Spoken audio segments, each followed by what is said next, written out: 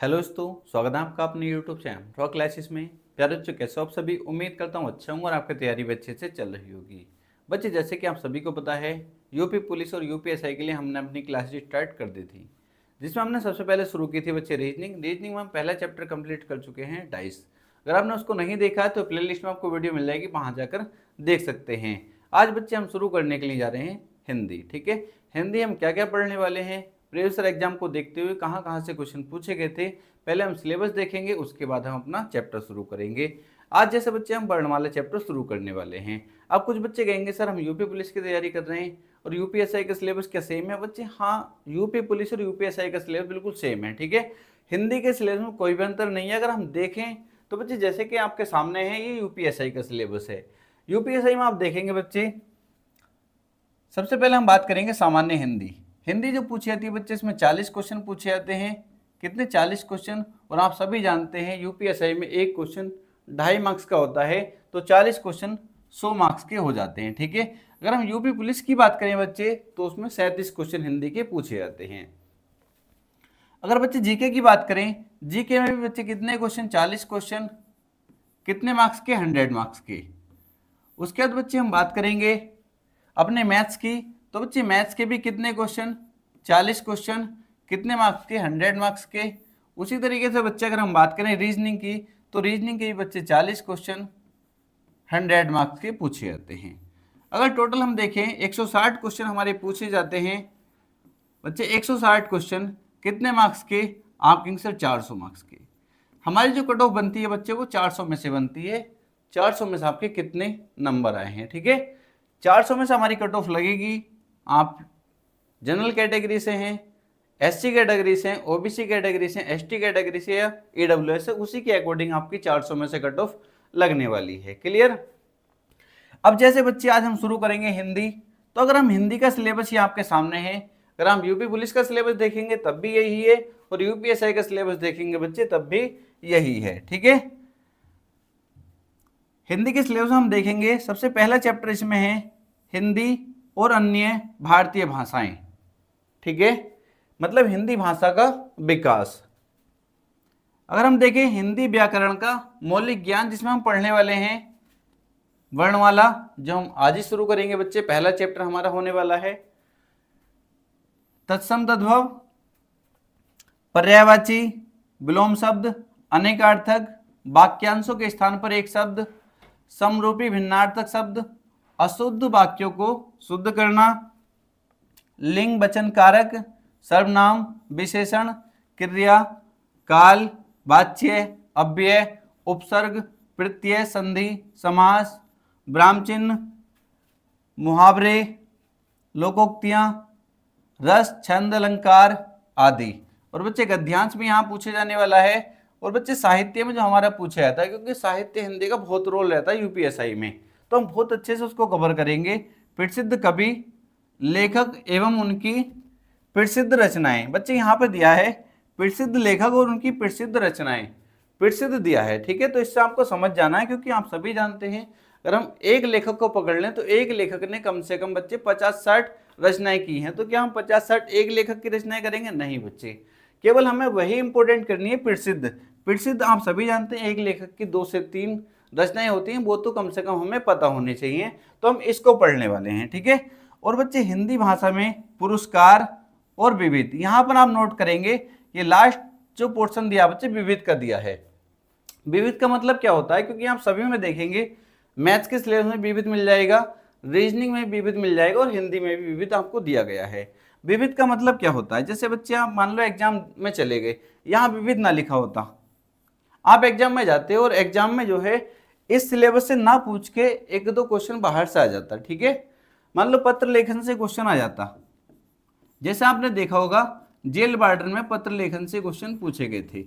पत्र लेखन से आया था तो कुछ बच्चे कोर्ट जा सकते थे, सर इसमें तो दिया ही ना था सिलेबस में, कैसा आ गया पत्र लेखन से क्वेश्चन। इसलिए अब आप कुछ नहीं कह सकते, उन्होंने विविध दे दिया, मतलब जो भी हिंदी का सिलेबस है और भी आ सकता है। ठीक है, जो इसमें चैप्टर नहीं लिखे हैं, ऐसा नहीं है कि जो चैप्टर लिखे हैं केवल इनसे आएगा, जो चैप्टर इसमें नहीं लिखे हैं उनसे भी क्वेश्चन आ सकता है। तो हम सभी चैप्टर को बहुत अच्छे से कवर करने वाले हैं। क्लियर? तो बच्चे आपने सिलेबस देख लिया। अब बात करते हैं बच्चे हिंदी की, जैसे आज बच्चे हम अपना पहला चैप्टर शुरू करने के लिए जा रहे हैं। हिंदी में पहला चैप्टर हम शुरू करेंगे वर्णमाला, ठीक है। बस आपसे बच्चे इतना सा कहूँगा, नोट्स आपको बहुत अच्छे तरीके से बनाने हैं, ठीक है। नोट्स बहुत अच्छे तरीके से आपको तैयार करने हैं, एक एक चीज़ आपके लिखी होनी चाहिए, जिससे एग्जाम टाइम पे आप रिवीजन आसानी से कर पाएँ। और आप बच्चे नोट्स बनाने से आपका क्या फ़ायदा होगा बच्चे, आप जब भी किसी वैकेंसी का फॉर्म भरेंगे और उसमें हिंदी पूछी जाती होगी, तो आप वर्णमाला अगर उसमें है, जैसे कि सभी एग्जाम पूछी जाती है, तो आसानी से अपने नोट्स उठाएंगे और उसको रिवाइज कर लेंगे, ठीक है। कुछ बच्चों का कहना रहता है सर आप वीडियो बहुत दिन में डालते हो, तो बच्चे आपसे एक ही बात कहूँगा, पहले तो मैं ये कहता हूँ कि विश्वास रखिए, आपका सिलेबस समय से कंप्लीट करा दूंगा। अगर आपको विश्वास नहीं होता है तो जहाँ आपको अच्छा लगता है वहाँ पढ़ते रहिए, ठीक है। अगर आपको किसी कोर्स खरीदना तो कोर्स खरीद लीजिए, वहाँ से आप सिलेबस कंप्लीट कर लीजिए। बस मैं आपसे इतना कहता हूँ, जो मैं पढ़ा रहा हूँ इसके नोट्स आप अलग तैयार करना, और जब आप एग्जाम में देखेंगे तो आपको अंतर दिखाई दे जाएगा कहाँ से क्वेश्चन मिले हैं, ठीक है, और कहाँ से अच्छा समझ में आया था। तो बच्चे आज हम अपना चैप्टर शुरू करेंगे वर्णमाला। वर्णमाला चैप्टर शुरू करने से पहले, जैसे कि बच्चे आप सभी जानते हैं हिंदी पढ़ने वाले हैं, तो हिंदी के बारे में हम जान लेते हैं, जो इम्पोर्टेंट क्वेश्चन बन सकते हैं हिंदी शब्द से, ठीक है। बच्चे अगर हम पहला पॉइंट बात करें, जो एग्जाम में कई बार पूछा गया है, हिंदी की उत्पत्ति। हिंदी की उत्पत्ति किस अपभ्रंश से हुई है, बार बार क्वेश्चन पूछा जाता है। हिंदी की उत्पत्ति,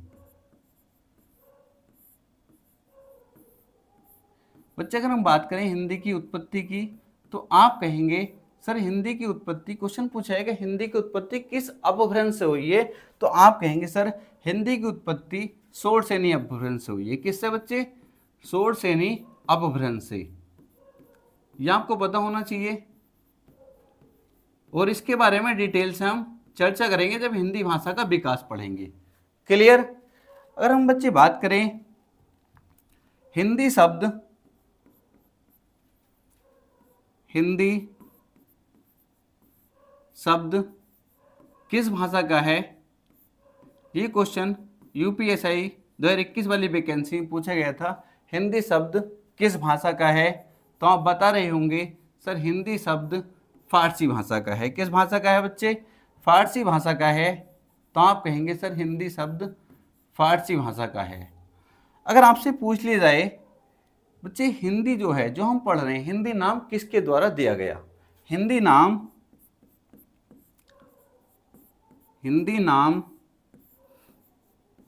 किसके द्वारा दिया गया,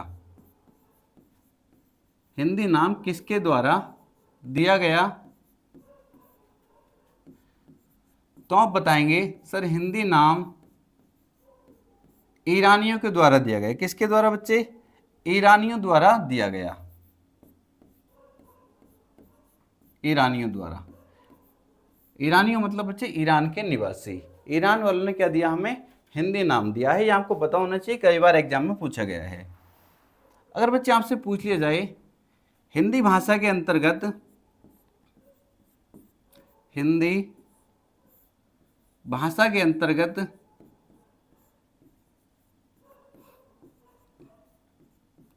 हिंदी भाषा के अंतर्गत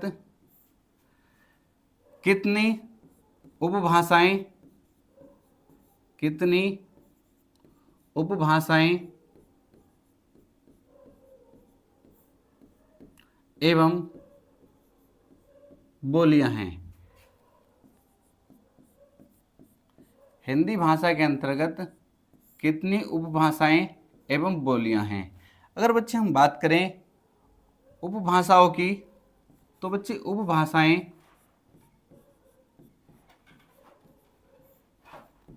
हमारी 5 हैं, जिनके बारे में हम बहुत डिटेल में चर्चा करेंगे जब हिंदी भाषा का विकास पढ़ेंगे। अगर बोलियों की बात करें, हिंदी भाषा के अंतर्गत कितनी बोलियां हैं, तो आप बोलियों को बता रहे होंगे सर बोलियां हैं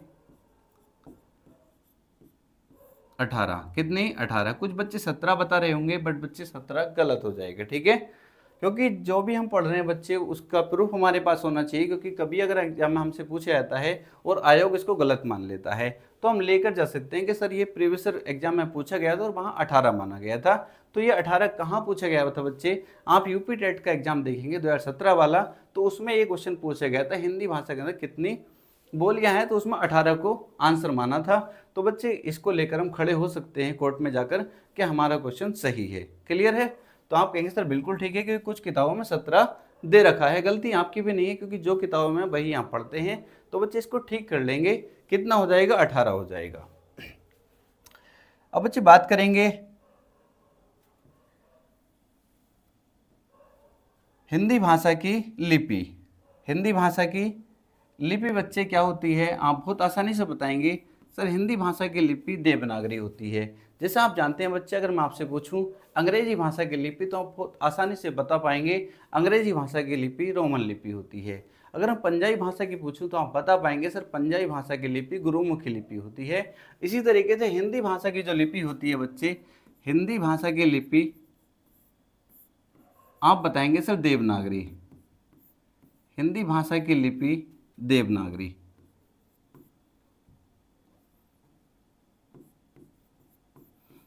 क्या होती है बच्चे? देवनागरी। तो ये आपको पता होना चाहिए सर देवनागरी लिपि होती है।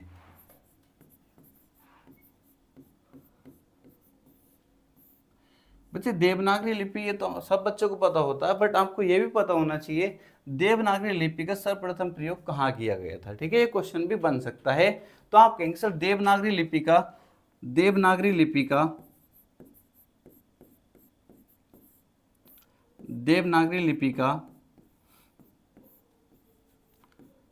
सर्वप्रथम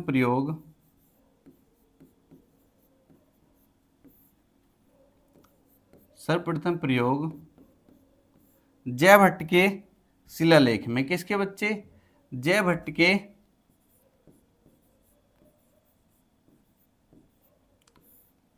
के शिलालेख में हुआ था। किसके बच्चे? जयभट्ट के शिलालेख में हुआ था। एक चीज बच्चे आपको लिखकर दिखा रहा हूं, एक चीज लिख रहा हूं जिससे आपको नोट्स बनाने में आसानी हो। ठीक है, शिलालेख में हुआ था। तो ये क्वेश्चन तो सबको पता होता है, हिंदी भाषा की लिपि आप बता पाएंगे देवनागरी है। बच्चे ये क्वेश्चन बन गया देवनागरी लिपि का सर्वप्रथम प्रयोग किसके अभिलेख में, किसके शिलालेख में हुआ था, तो आप बहुत आसानी से बता पाएंगे जयभट्ट के शिलालेख में। क्लियर? अब बच्चे बात कर लेते हैं जहां बच्चों को थोड़ा कंफ्यूजन बना रहता है, सर ये हिंदी दिवस और विश्व हिंदी दिवस। सबसे पहले बात करेंगे हिंदी दिवस। हिंदी दिवस कब मनाया जाता है, क्या बता पाएंगे? क्योंकि दोनों ऑप्शन अगर दिए जाएं आपको 10 जनवरी और 14 सितंबर, तो अगर बच्चे आपसे पूछे हिंदी दिवस कब मनाया जाता है, तो आप बताएंगे सर 14 सितंबर। कब बच्चे? 14 सितंबर। क्लियर है? 10 जनवरी कब है? थोड़ा सब्र करिए, सब कुछ आपके क्लियर हो जाएगा। हिंदी दिवस कब बच्चे? 14 सितंबर। अब आपसे क्वेश्चन बन सकता है भारतीय संविधान में हिंदी को मान्यता कब दी गई? भारतीय संविधान में हिंदी को मान्यता, तो ये भी आपको पता होना चाहिए भारतीय संविधान में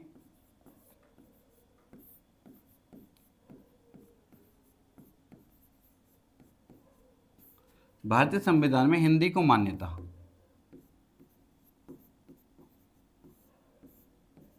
आप बताएंगे सर अगर ये पूछा जाएगा भारतीय संविधान में हिंदी को मान्यता कब दी गई, तो आप इसका आंसर बता रहे होंगे सर 14 सितंबर 1949। कब बच्चे? 14 सितंबर 1949। अगर आपसे हिंदी दिवस पूछा जाएगा तो आप बताएंगे सर 14 सितंबर, और आपसे पूछेगा भारतीय संविधान में हिंदी को मान्यता, तो आप बताएंगे अगर पूरी सन आएगी तो 14 सितंबर 1949। इसी तरीके से बच्चे अगर आपसे पूछ लिया जाए विश्व हिंदी दिवस, क्या बच्चे आपसे पूछ लिया जाए विश्व हिंदी दिवस, अगर विश्व हिंदी दिवस की बात करें, विश्व हिंदी दिवस, तो बच्चे अगर विश्व लिखा हो, विश्व हिंदी दिवस लिखा हो, तब आप इसका आंसर लगा रहे होंगे 10 जनवरी। क्या लगा रहे होंगे बच्चे? 10 जनवरी। 10 जनवरी। ठीक है बच्चे, अगर विश्व हिंदी दिवस लिखा है तो आप 10 जनवरी आंसर टिक करेंगे। अगर बच्चे लिखा है हिंदी दिवस तो आप 14 सितंबर को टिक करेंगे। अब एक क्वेश्चन और बनता है सर ये 10 जनवरी को ही क्यों मनाया जाता है, मतलब ये 10 जनवरी ही की डेट क्यों ली गई। तो बच्चे आपको पता होना चाहिए, सबसे पहले आपको ये पता होना चाहिए कब से मनाना शुरू किया है, भारत में विश्व हिंदी दिवस कब से मनाना शुरू किया है। तो आपको पता होना चाहिए बच्चे 10 जनवरी 2006, 10 जनवरी 2006 को 10 जनवरी 2006 से भारत के पूर्व प्रधानमंत्री डॉक्टर मनमोहन सिंह द्वारा, 10 जनवरी 2006 से भारत के पूर्व प्रधानमंत्री डॉक्टर मनमोहन सिंह द्वारा से भारत के पूर्व प्रधानमंत्री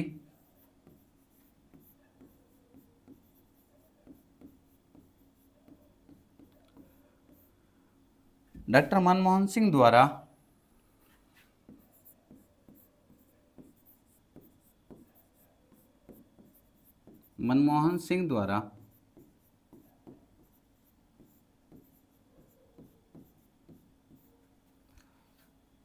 प्रत्येक वर्ष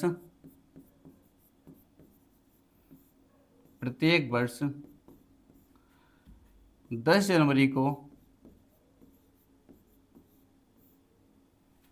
10 जनवरी को विश्व हिंदी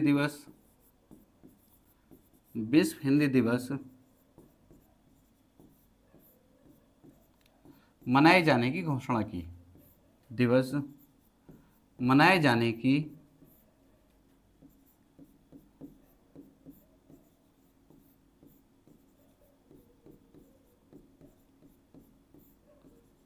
ठीक है। किन्ना बच्चे, भारत के जो पूर्व प्रधानमंत्री थे डॉक्टर मनमोहन सिंह, उन्होंने क्या बच्चे 10 जनवरी 2006 को कहा कि प्रत्येक वर्ष विश्व हिंदी दिवस मनाया जाएगा। अब बच्चे आप कहेंगे सर 10 जनवरी का ही दिन क्यों चुना गया, 10 जनवरी का दिन ही क्यों चुना गया। तो बच्चे आपको पता होना चाहिए 10 जनवरी का दिन इसलिए चुना गया क्योंकि 10 जनवरी 1949 को 10 जनवरी 1949 को संयुक्त राष्ट्र महासभा में 10 जनवरी 1949 को संयुक्त राष्ट्र महासभा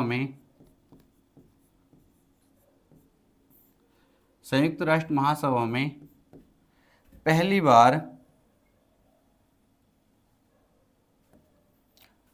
बार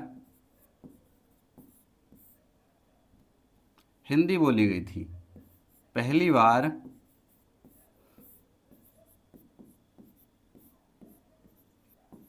हिंदी बोली गई थी।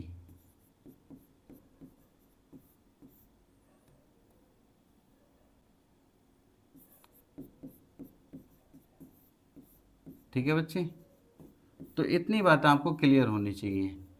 ठीक है, हिंदी दिवस आपसे पूछा जाएगा तो आप 14 सितंबर बता रहे होंगे, और विश्व हिंदी दिवस आपसे पूछा जाएगा तो आप 10 जनवरी बता रहे होंगे। ठीक है, और 10 जनवरी को ही क्यों मनाना शुरू करा, जनवरी ही क्यों चुना गया 10 जनवरी, तो आपको पता होना चाहिए क्योंकि 10 जनवरी 1949 को संयुक्त राष्ट्र महासभा में पहली बार हिंदी बोली गई थी। ठीक है, तो बच्चे इतने पॉइंट आपको हिंदी से संबंधित पता होने चाहिए क्योंकि ये क्वेश्चन बार बार एग्जाम में पूछे जाते हैं। ठीक है, तो ये बच्चे आपको पता होना चाहिए। अब अपना चैप्टर शुरू करेंगे वर्णमाला। ठीक है, कौन सा चैप्टर शुरू करेंगे बच्चे, आप कहेंगे सर हम चैप्टर शुरू करने वाले हैं आज वर्णमाला। तो बच्चे चैप्टर का नाम डाल देंगे और बहुत अच्छे से पढ़ते हुए चलेंगे क्योंकि एक एक चीज़ आपके क्लियर होनी चाहिए। और मैं बार बार यही कहता हूँ बच्चे नोट्स अच्छे से बनाते हुए चलेंगे, चाहे आप रीजनिंग पढ़ रहे हो, चाहे आप बच्चे हिंदी पढ़ रहे हो, और जो आपको मैथ्स पढ़ाने वाला हूँ उसके भी नोट्स बहुत अच्छे से आपके तैयार होने चाहिए। तो बच्चे चैप्टर का नाम डाल देंगे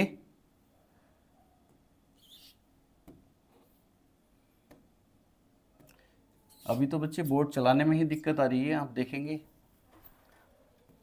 छोटा सा कीट भी इस पे बैठ जाता है तो दिक्कत आती है। ठीक है, सबसे पहला चैप्टर डाल देंगे बच्चे वर्णमाला, हम पढ़ने वाले हैं।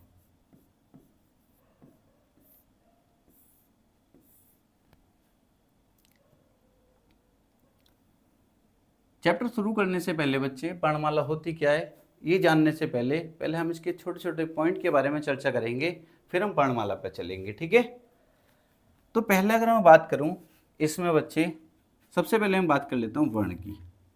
वर्ण आपको पता होना चाहिए वर्ण क्या होता है, ठीक है, तभी तो हम वर्णमाला के बारे में जानेंगे। वर्ण होता क्या है यह आपको पता होना चाहिए। तो आप कहेंगे सर उस मूल ध्वनि को, उस मूल ध्वनि को, उस मूल ध्वनि को वर्ण कहा जाता है, वर्ण कहा जाता है जिसके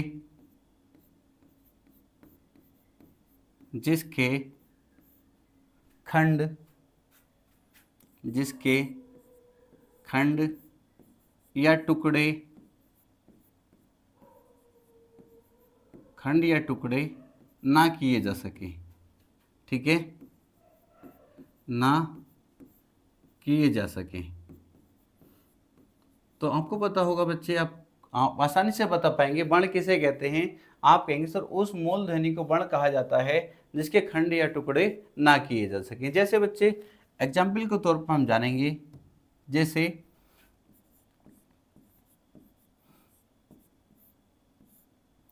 सभी स्वर जो होते हैं बच्चे, आप सभी जानते हैं स्वर जो होते हैं वो बच्चे क्या होते हैं, स्वतंत्र होते हैं, मतलब उन्हें बोलने के लिए किसी की आवश्यकता नहीं होती, किसी का सहारा नहीं लेना पड़ता। तो बच्चे अगर हम सभी स्वर को काउंट करें तो वो किसके अंतर्गत आ जाएंगे, आप कहेंगे सर वर्ण के अंतर्गत आ जाएंगे।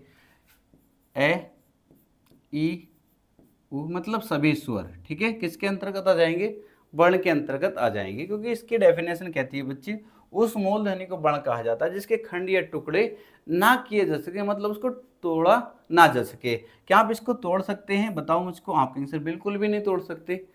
क्या इसको तोड़ सकते हो, आप बिल्कुल नहीं तोड़ सकते। क्या इसको तोड़ सकते हो, बिल्कुल नहीं। स्वर को आप नहीं तोड़ेंगे। क्लियर बच्चे, आप कहेंगे सर बिल्कुल क्लियर है। अगर हम बात करें सर ये क्या कै वर्ण है, मैं कहूँगा क्या, पहले ये बताओ स्वर है या व्यंजन, तो आप कहेंगे सर ये तो व्यंजन है। अगर मैं इसको तोड़ने का प्रयास करूं तो आप कहेंगे सर ये तो टूट जाएगा। इस तरीके से आप सभी जानते हैं प्रत्येक व्यंजन में ए स्वर छिपा होता है, तो ये तो इस तरीके से टूट गया। तो क्या इस डेफिनेशन को फॉलो कर रहा, आप कहेंगे सर बिल्कुल भी नहीं। तो क्या आप इसको वर्ण कह सकते हैं, आप कहेंगे सर इसको वर्ण नहीं कह सकते। तो क्या इसको वर्ण कह सकते हैं अगर इसके नीचे में हलंत लगा दूं तो, आप कहेंगे सर बिल्कुल ठीक है, अब तो इसको वर्ण कह सकते हैं। क्योंकि क्या मैं इसको तोड़ सकता हूँ, आप कहेंगे सर अब इसको नहीं तोड़ सकते। बताओ इसको तोड़ सकते हो आप कहेंगे सर बिल्कुल भी नहीं तोड़ सकते। तो हाँ ये वर्ण हो जाएगा। क्लियर है, आप कहेंगे सर बिल्कुल क्लियर है।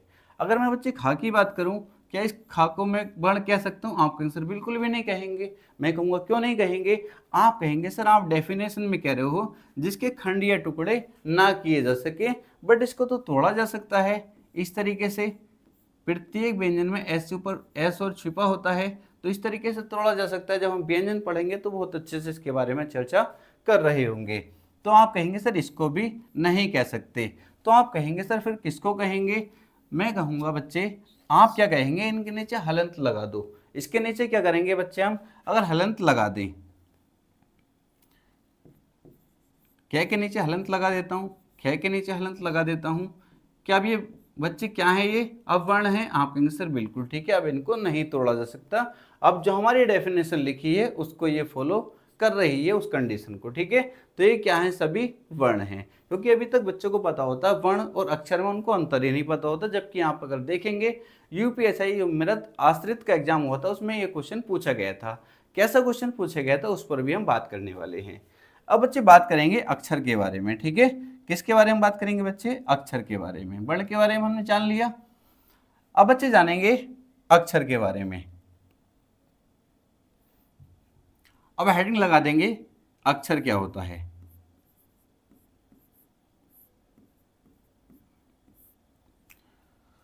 तो आप कहेंगे सर जिस ध्वनि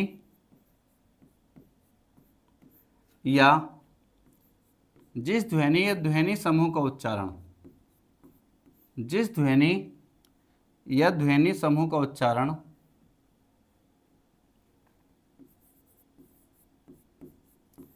या ध्वनि समूह का उच्चारण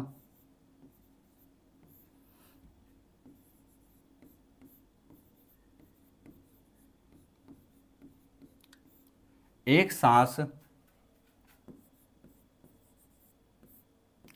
एक ही सांस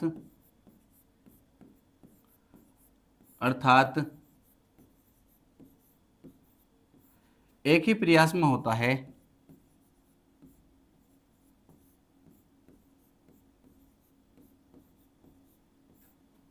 एक ही प्रयास में होता है,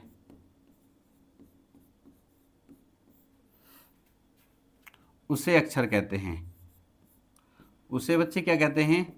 उसे अक्षर कहते हैं।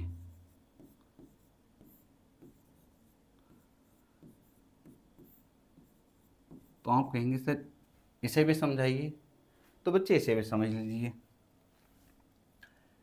जैसे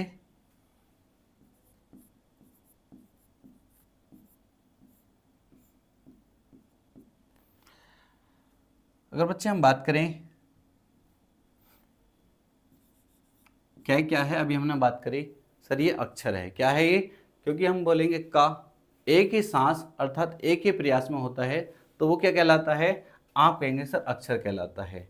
ठीक है बच्चे। खा की अगर मैं बात करूं ये भी अक्षर के अंतर्गत आएगा। गा की बात करूं ये भी बच्चे। इसी तरीके से बच्चे का, की, कु ये सब किसके अंतर्गत आएंगे? क्योंकि आप देखो एक ही प्रयास में इनका उच्चारण हो रहा है, तो ये किसके अंतर्गत आएंगे? आप कहेंगे सर ये अक्षर के अंतर्गत आ जाएंगे।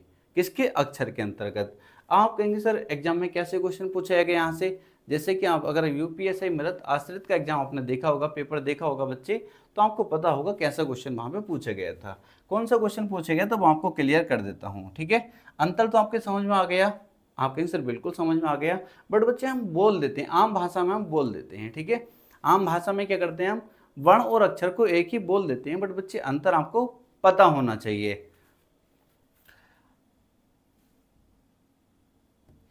और बच्चे इनका अंतर आप जान लीजिए, क्योंकि आप देखेंगे यूपीएससी मृत आश्रित के एग्जाम पूछा गया था, एक दिया था शब्द राम। राम में उसने पूछा था कितने वर्ण हैं और कितने अक्षर हैं।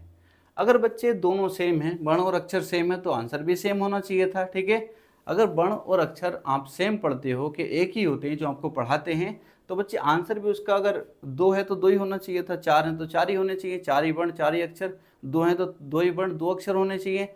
आपका आंसर बिल्कुल ठीक है, बट उसमें इस तरीके से ऑप्शन दिए थे बच्चे, कितने वर्ण और अक्षर दोनों पूछा गया था। ठीक है, चार ऑप्शन आपके सामने थे। जब तक आपको इसके बारे में पूरा नॉलेज नहीं होगी तब तक आप इसका आंसर नहीं दे पाएंगे। तो आप कहेंगे सर अगर मैं राम की बात करूं, अगर मैं राम की बात करूं तो आप कहेंगे सर पहले मैं इसका वर्ण विच्छेद कर लेता हूं। क्या कर लेता हूं? वर्ण विच्छेद कर लेता हूं। वर्ण विच्छेद आपको आता है? कुछ बच्चों को नहीं आता होगा। ठीक है, नहीं आता है बच्चे तो मैं इसकी क्लास अलग से लूंगा, वर्ण विच्छेद आपको बहुत अच्छे से क्लियर कर दूंगा, बट अभी आप समझने का प्रयास करेंगे। वह है बच्चे, ठीक है, रह के साथ कौन सा स्वर लगा है? आप कहेंगे सर आ स्वर लगा है। जिसके साथ भी बच्चे जैसे ये का है, जैसे बच्चे का है, अगर मैं इसका वर्ण विच्छेद करूंगा तो पहले का को हटाऊंगा। ठीक है, क्या को हटाऊंगा उसके साथ फिर स्वर हटाना पड़ेगा। तो का के नीचे क्या लगाऊंगा बच्चे? जब स्वर के साथ लिखना पड़ेगा मुझको, तो आप कहेंगे सर ये इस तरीके से टूटेगा। क्या के नीचे हलंत, फिर उसके बाद जो स्वर लगा था उसको इस तरीके से। ठीक है, अगर मुझे बच्चे की है इसको तोड़ना है तो आप कहेंगे सर क्या के नीचे हलंत लगाऊंगा, फिर जोन सा इसके साथ स्वर लगा है, कौन सा स्वर है? आप कहेंगे सर छोटी ई है, तो मैं ई लिख दूंगा बच्चे। इस तरीके से इसका वर्ण विच्छेद होता है। बस अभी आप इतना समझ लीजिए। क्लियर? अब बच्चे बात करेंगे इसको तोड़ने की, तो ये रे, फिर इसके नीचे हलंत लगाऊंगा, फिर बच्चे कौन सा स्वर लगा था? आ स्वर लगा था। इसके बाद बच्चे फिर मैं के पास जाऊंगा, मैं के नीचे हलंत लगाऊंगा और इसमें कौन सा स्वर छिपा है? आप कहेंगे सर ए स्वर छिपा है। ठीक है, कौन सा स्वर छिपा है? ए स्वर छिपा है। इतना आपने तोड़ लिया तो आप कहेंगे सर बहुत आसानी से मैं इसमें बता पाऊंगा। मुझसे वर्ण पूछेगा तब भी मैं बता पाऊंगा, वर्ण और अक्षर, वर्ण और अक्षर। अगर मैं वर्ण की बात करूं तो आप बता रहे होंगे सर वर्ण एक ये हो गया, दो, तीन, चार। वर्ण कितने हो जाएंगे? आप कहेंगे सर वर्ण चार हो जाएंगे। तो हमारा आंसर कितना होगा? वर्ण का चार होगा। अगर अक्षर आपसे पूछा जाएगा तो आप अक्षर कहेंगे सर एक तो ये रा हो गया, एक ही मैं हो गया, ठीक है। तो अगर अक्षर की बात करें तो बच्चे अक्षर कितने हो जाएंगे, आप कहेंगे सर अक्षर 2 हो जाएंगे, ठीक है। तो अंतर समझ में आया, आप कहेंगे सर बिल्कुल समझ में आ गया। बच्चे अगर आपके समझ में आ गया तो एक का आंसर आप कमेंट बॉक्स में जरूर बताएंगे, अगर आपको यहाँ तक चीज़ें क्लियर हैं तो। एक बच्चे में शब्द लिखता हूँ राम, राम तो हो गया बच्चे राहुल, क्या लिखता हूँ राहुल का आपको बताना है कितने वर्ण हैं और कितने अक्षर हैं। राहुल में आपको बच्चे बताना है कितने वर्ण हैं और कितने अक्षर हैं। अगर आपको ये बात क्लियर हुई है तो आप आसानी से बता पाएंगे। क्लियर? अगर आपसे नहीं होता तो बच्चे कमेंट कर देंगे, जो नेक्स्ट वीडियो में इसकी लाने वाला हूँ उसमें आपको चीज़ें क्लियर कर दूंगा। इसके बाद बच्चे हमने कहाँ तक पढ़ लिया था, हमने वर्ण को जाना था, फिर अक्षर को जाना था, फिर हमने वर्ण और अक्षर में अंतर को जाना है, ठीक है। अब हम जानेंगे बच्चे शब्द के बारे में। शब्द क्या होता है, शब्द क्या होता है बच्चे, शब्द के बारे में आप जानेंगे। इसकी डेफिनेशन लिखेंगे दो या दो से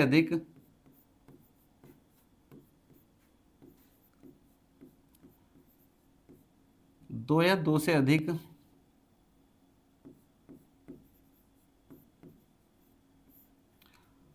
वर्णों या अक्षरों, ठीक है। मैंने कहा ना आम भाषा में हम एक ही बोल देते हैं, वर्णों या अक्षरों के सार्थक मेल को,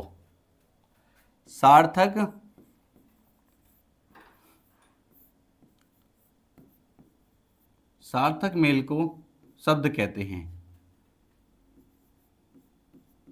सार्थक मेल को शब्द कहते हैं। अभी सार्थक मेल क्या होता है बच्चे, सार्थक मतलब जिसका अर्थ निकलता हो, सार्थक मतलब अर्थ निकलता हो। जैसे बच्चे मैं लिख देता हूं, मैंने लिखा यहां पर जो बहुत फेमस है,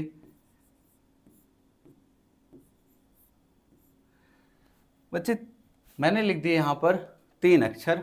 अब इनको मुझे अगर मैं इसी तरीके से लिख दूं, मतलब ठीक है, अगर मैं ऐसे ही लिख दूं ले के मैं, एक साथ मिला दिया मैंने, क्योंकि इसमें 2 या 2 से अधिक वर्ण या अक्षरों के सार्थक मेल को, मतलब मेल भी करना है, पर कैसा होना चाहिए, सार्थक होना चाहिए।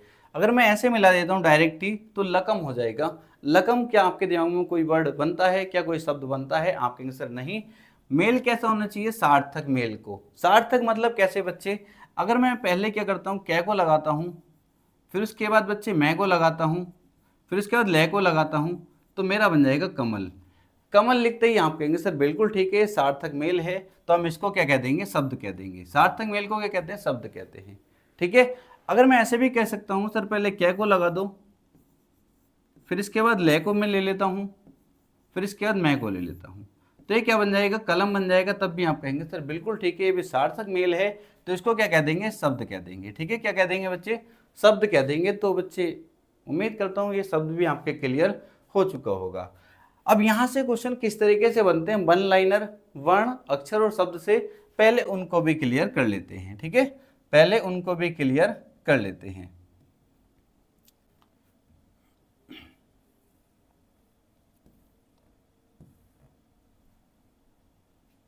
सबसे पहले बच्चे आपको पता होना चाहिए जो क्वेश्चन यहां से बनेगा वो किस तरीके से बनता है।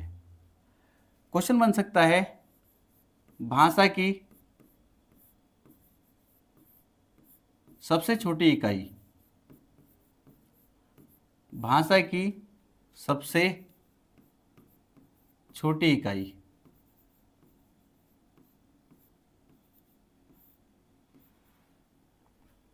क्वेश्चन बन सकता है भाषा की सबसे छोटी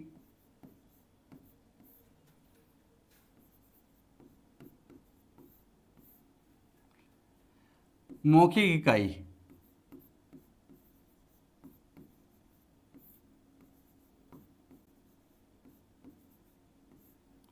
भाषा की सबसे छोटी मौखिक इकाई। क्वेश्चन बन सकता है भाषा की सबसे छोटी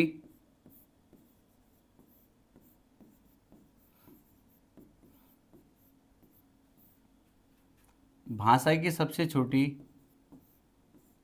लिखित इकाई, क्योंकि इसमें बहुत बच्चे कंफ्यूज रहते हैं। भाषा की सबसे छोटी लिखित इकाई, इकाई बच्चे आपको ऐसे भी लिखा मिल सकता है, कहीं कहीं इन पर दोनों पे भी मात्रा लगी हो सकती है, ठीक है। तो इकाई आपको पता होना चाहिए। अब बात करेंगे बच्चे भाषा की सबसे छोटी लिखित इकाई। अब क्वेश्चन बन सकता है अर्थ के आधार पर, अर्थ के आधार पर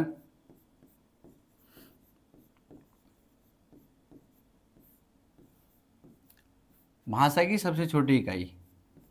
जितने भी डाउट वाले क्वेश्चन वो सारे क्लियर आपके हो जाएंगे। अर्थ के आधार पर भाषा की सबसे छोटी इकाई,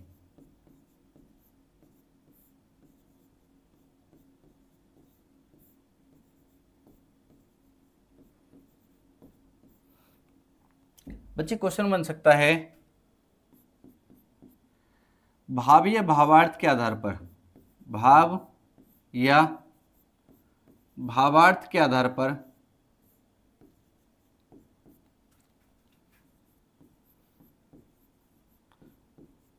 पर भाषा की सबसे छोटी इकाई।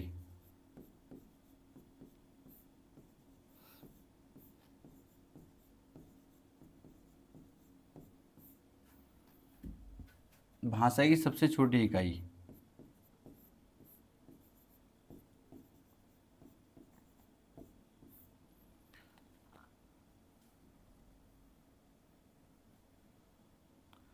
तो बच्चे पहले भाषा की सबसे छोटी इकाई की बात करें। अगर क्वेश्चन पूछे भाषा की सबसे छोटी इकाई क्या है, तो आपको ऑप्शन मिलेगा वर्ण। क्या हो जाएगा बच्चे उसका आंसर? आपके आंसर उसका आंसर हो जाएगा वर्ण। क्या हो जाएगा? वर्ण हो जाएगा, ठीक है बच्चे। अगर बात करिएगा भाषा की सबसे छोटी मौखिक इकाई, एक होता है बच्चे मौखिक और एक होता है लिखित। एक मौखिक, एक बच्चे लिखित। जो मैं आपसे बोल रहा हूँ, जैसे मैंने बोला बच्चे कह, मैंने क्या बोला बच्चे, तो आप कहेंगे सर ये तो हम मुंह से बोल रहे हैं। तो मौखिक इकाई क्या होता है? मुंह से बोल रहा हूँ तो आपको क्या सुनाई दे रहा है? आपको आंसर ध्वनि सुनाई दे रही है, मतलब आपकी आवाज़ सुनाई दे रही है। तो अगर मौखिक की बात करूँ तो आप इसका आंसर क्या लगा रहे होंगे? ध्वनि लगा रहे होंगे। क्या लगा रहे होंगे? ध्वनि। ध्वनि और वर्ण दोनों ऑप्शन में होंगे, तो आप किसके साथ जाएंगे? ध्वनि के साथ जाएंगे। अगर बच्चे भाषा की सबसे छोटी लिखित इकाई, ये मैंने बोला, अगर बच्चे मैंने क्या यहाँ पर लिख दिया तो ये कैसी होगी? लिखित इकाई। लिखित इकाई तो बच्चे कैसा बन गए? वर्ण बन गया। क्या बन गया? वर्ण। तो बच्चे आप फिर आंसर करेंगे इसका वर्ण। क्या कहेंगे बच्चे? वर्ण के साथ जाएंगे। क्या कहेंगे बच्चे? अगर लिखित इकाई पूछेगा तो हम वर्ण बताएंगे। अगर अर्थ के आधार पर, मतलब अर्थ निकलना चाहिए, अर्थ के आधार पर भाषा की सबसे छोटी इकाई, तो आप जाएंगे, क्योंकि अर्थ निकलना चाहिए तो हम किसके साथ जाएंगे? शब्द के साथ जाएंगे। किसके बच्चे? शब्द के साथ जाएंगे। क्लियर है? अगर हमसे पूछ लिया है भाव या भावार्थ के आधार पर भाषा की सबसे छोटी इकाई, मतलब भाव या भावार्थ, मतलब कोई पढ़ने के बाद हमें भाव निकलना चाहिए, भावार्थ मतलब वाक्य। किसके साथ जाएंगे? फिर हम वाक्य के साथ जाएंगे। किसके बच्चे? वाक्य के साथ। तो जितने कन्फ्यूजन वाले क्वेश्चन थे वो सारे हमारे क्लियर हो चुके हैं। यहाँ तक बात क्लियर है? आपके सर एक एक पॉइंट बहुत अच्छे तरीके से क्लियर है। अब आगे चलते हैं बच्चे, अब बात करते हैं वर्णमाला की, ठीक है। किसकी बात करते हैं बच्चे? अब बात करते हैं वर्णमाला की। वर्णमाला से क्वेश्चन किस तरीके से पूछा जाता है? हेडिंग लगा देंगे बच्चे, वर्णमाला। कितने वर्ण होते हैं? 52 है, 53, ये बच्चों के डाउट चल रहे हैं। तो एक एक बात आपकी क्लियर होगी, 52 है, 53 है, क्या आपको टिक करना है? बस चीज़ों को समझते हुए चलेंगे। एक भी पॉइंट ऐसा नहीं छोड़ूंगा जो आपके एग्जाम में पूछा है और मैं ना कराऊं। एक एक पॉइंट आपको करा के भेजूंगा बच्चे। वर्णमाला की अगर बात करूं, सबसे पहले क्वेश्चन इसकी डेफिनेशन से बन जाता है, इसकी परिभाषा से बन जाता है। तो इसकी परिभाषा पता होना चाहिए, ठीक है। तो परिभाषा क्या कहती है बच्चे? परिभाषा कहती है वर्णों, अक्षरों, वर्णों, अक्षरों या लिपि चिन्हों, वर्णों, अक्षरों या लिपि चिन्हों, लिपि चिन्हों के क्रमबद्ध, क्रमबद्ध का मतलब व्यवस्थित, क्रमबद्ध का मतलब बच्चे क्या हो जाएगा, व्यवस्थित। ठीक है, क्या हो जाएगा बच्चे, व्यवस्थित हो जाएगा, तो आपको पता होना चाहिए।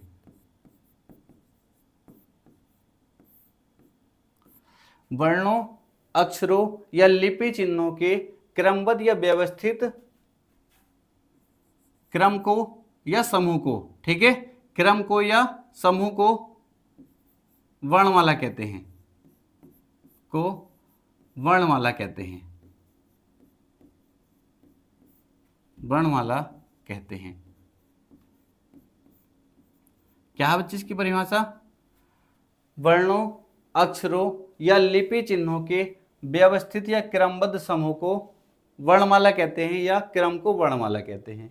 क्लियर है। कुछ बुक में आपको डेफिनेशन इस तरीके से ही मिल सकती है, अगर आप और अच्छे तरीके से लिखना चाहते हैं तो बच्चे इस तरीके से लिख लीजिए। ठीक है, वर्णों, क्योंकि मैंने कहा है दोनों को एक माना जाता है, बट ये एक होते नहीं है, अंतर आपको पता होना चाहिए। वर्णों, अक्षरों या लिपि चिन्हों,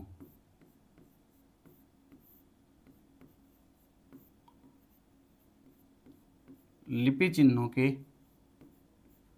व्यवस्थित, फिर ब्रैकेट में बच्चे क्रमबद्ध भी लिख लेंगे। ठीक है,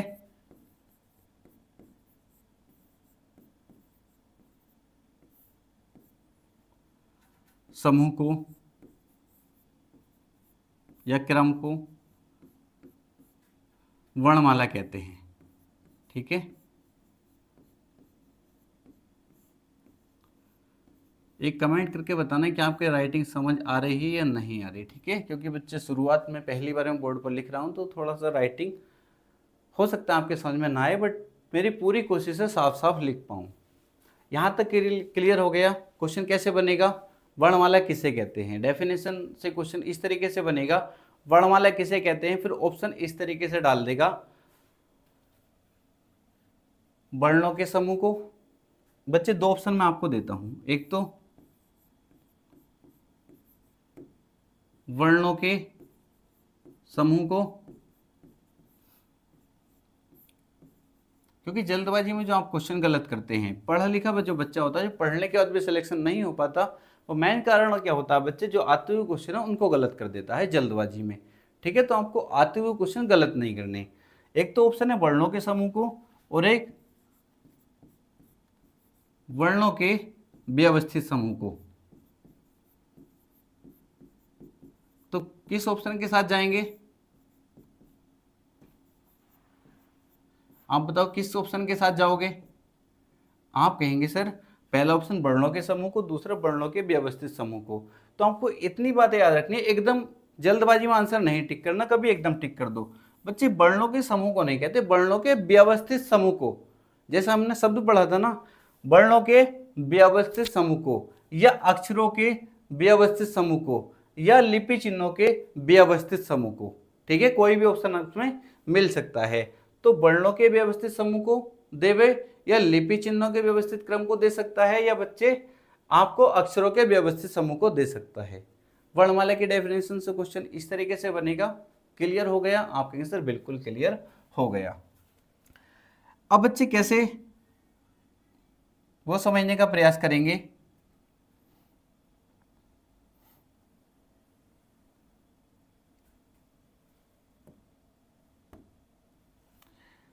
जैसे मैं लिख देता हूं का, खा, गा, इसी तरीके से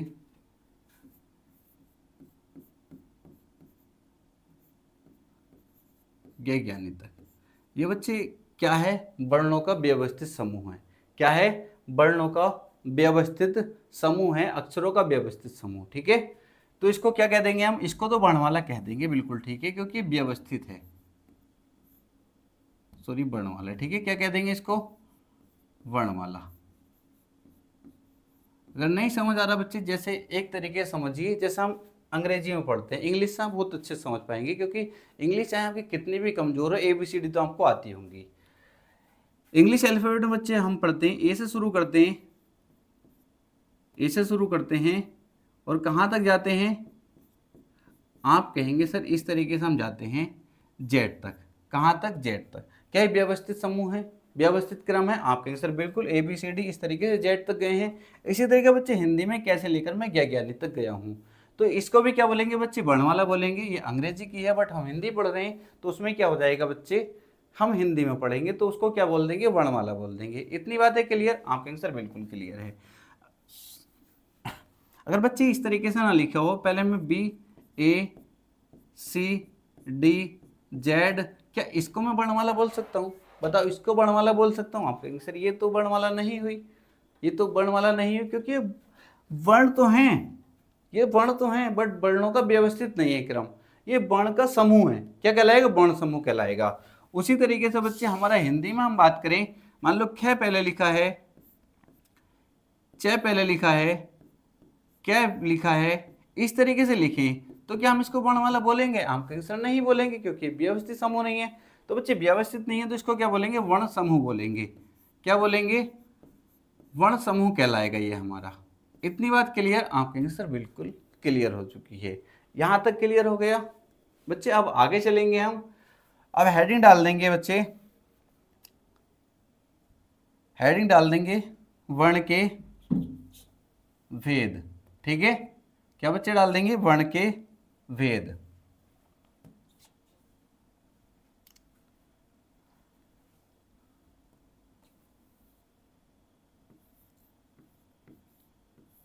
वर्ण के भेद। ठीक है, यहां से भी क्वेश्चन पूछा गया था यूपी पुलिस में। तो हम बताएंगे, अगर वर्ण के भेद की बात चलेगी, वर्ण के कितने भेद होते हैं, तो आप बता रहे होंगे सर वर्ण के भेद की बात चलेगी तो हम वर्ण के 2 भेद बता रहे होंगे। कितने, 2 भेद बता रहे होंगे। वर्ण के कितने भेद बच्चे, 2 भेद। कौन कौन से? आप कहेंगे सर पहला हम बात करें तो पहला हम बात करेंगे स्वर की, जिसको अच भी कहा जाता है। दूसरा बच्चे अगर हम बात करें तो हम व्यंजन की बात करेंगे, जिसको हम हल्वी कहते हैं। क्या कहते हैं, हल्वी कहते हैं। क्लियर? स्वर को क्या कहते हैं बच्चे, अच भी कहते हैं, और व्यंजन को हम हल्वी कहते हैं। इतनी बात क्लियर है। अब इसकी डेफिनेशन भी क्लियर कर लेते हैं, स्वर होते क्या है और व्यंजन क्या होते हैं बच्चे। इसमें आपको पता होना चाहिए, जिन वर्णों का उच्चारण, जिन वर्णों का उच्चारण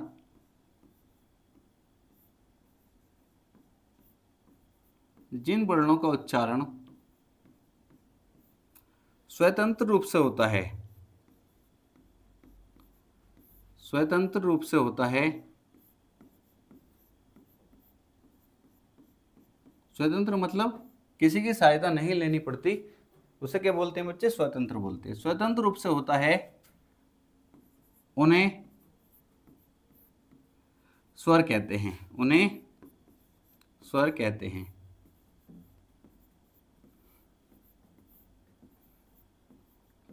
इसकी संख्या को लेकर बहुत बच्चे परेशान रहते हैं, तो एक एक डाउट आपका क्लियर करने वाला हूं।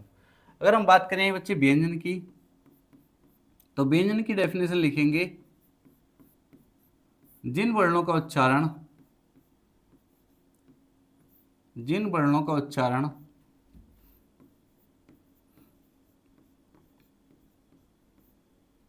स्वरों की सहायता से होता है, स्वरों की सहायता से होता है,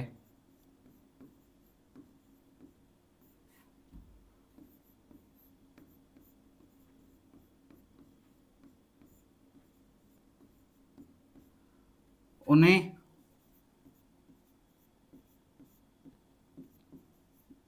व्यंजन कहते हैं,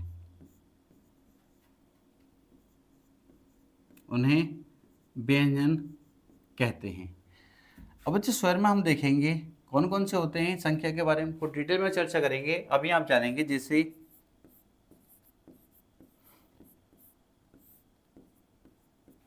ए ई।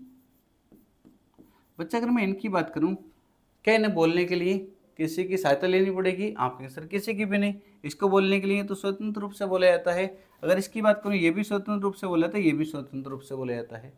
अगर बच्चे इसकी बात करूँ व्यंजन की, व्यंजन की हम बात करें, जैसे कि इसकी डेफिनेशन में लिखा है जिन वर्णों का उच्चारण स्वरों की सहायता से होता है उन्हें क्या कहते हैं, व्यंजन कहते हैं। जैसे बच्चे मैंने अभी आपको बताया था, अगर मैं क्या क्या है, एक व्यंजन है, इसे बोलने के लिए किसकी सहायता लेनी पड़ेगी, आप कहेंगे सर किसकी लेनी पड़ेगी, ए स्वर की।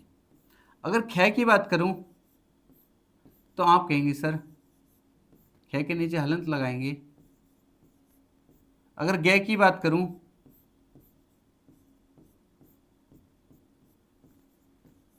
तो बच्चे इस तरीके से हम इनको तोड़ रहे होंगे। तो बच्चे इन्हें बोलने के लिए किसकी सहायता लेनी पड़ी, स्वरों की, क्योंकि ये क्या है बच्चे, स्वर है। ये क्या है, स्वर है। तो एक क्वेश्चन और यहां से बन जाता है, ऐसा कौन सा स्वर है जो प्रत्येक व्यंजन के साथ यूज किया जाता है, तो आप कहेंगे सर ए स्वर है।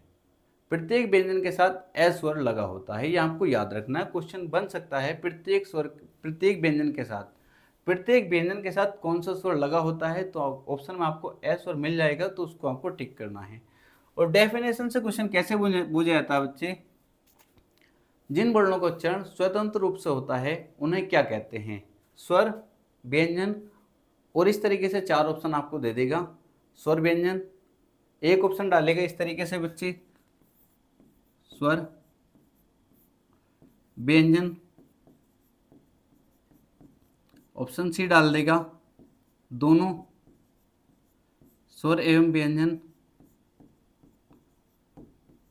और ऑप्शन डी डाल देगा बच्चे इनमें से कोई नहीं, इनमें से कोई नहीं। साथ में बच्चे आपको ये भी बताता हुआ चलूं किस तरीके से आपके एग्जाम में क्वेश्चन पूछे जाते हैं। तो आपसे पूछा गया जिन वर्णों का उच्चारण स्वतंत्र रूप से होता है उन्हें क्या कहते हैं, तो आप किस पर टिक लगाएंगे, ऑप्शन नंबर ए पर टिक लगाएंगे। ठीक है, इसको गोल कर कराएंगे। अगर बच्चे आपसे पूछ ले जिन वर्णों का उच्चारण स्वरों की सहायता से होता है उन्हें क्या कहते हैं, तो आप व्यंजन पर टिक लगाएंगे। किस पर टिक लगाएंगे, व्यंजन पर टिक लगाएंगे। इतनी बात क्लियर, आप कहेंगे सर बिल्कुल क्लियर है।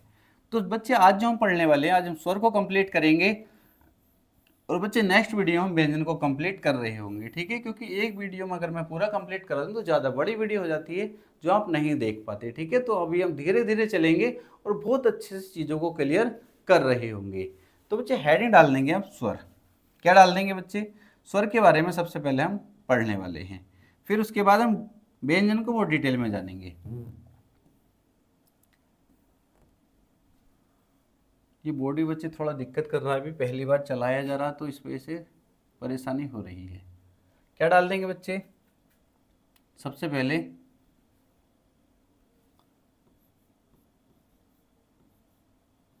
स्वर हेडिंग डाल देंगे। ठीक है, इसकी हम बात करेंगे, बिल्कुल इसी तरीके से आपको नोट्स तैयार करने हैं बच्चे। इसकी संख्या की बात करेंगे, जिसमें बच्चे बहुत कंफ्यूज रहते हैं। संख्या की बात करेंगे, भेद की बात करेंगे, और बच्चे बात करेंगे स्वर की मात्राएं कितनी होती हैं। ठीक है, किसकी बच्चे मात्राएं कितनी होती हैं। अगर संख्या की बात करूं तो किस तरीके से क्वेश्चन बनेगा और कैसे क्वेश्चन पूछा गया था यूपी पुलिस में। बच्चे अगर संख्या की बात करूं, अगर आपसे क्वेश्चन पूछा जाए डॉक्टर भोलानाथ तिवारी के अनुसार, भोलानाथ तिवारी के अनुसार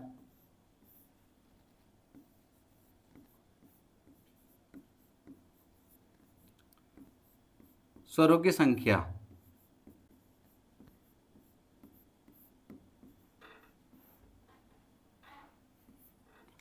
तो बच्चे पहले इससे पहले स्वरों की पहले टोटल संख्या लिख लेते हैं। ठीक है, जिससे आपको चीज़ें और अच्छे से क्लियर हो जाएं। ठीक है, और अच्छे से जिससे आपकी चीज़ें क्लियर हो जाएं।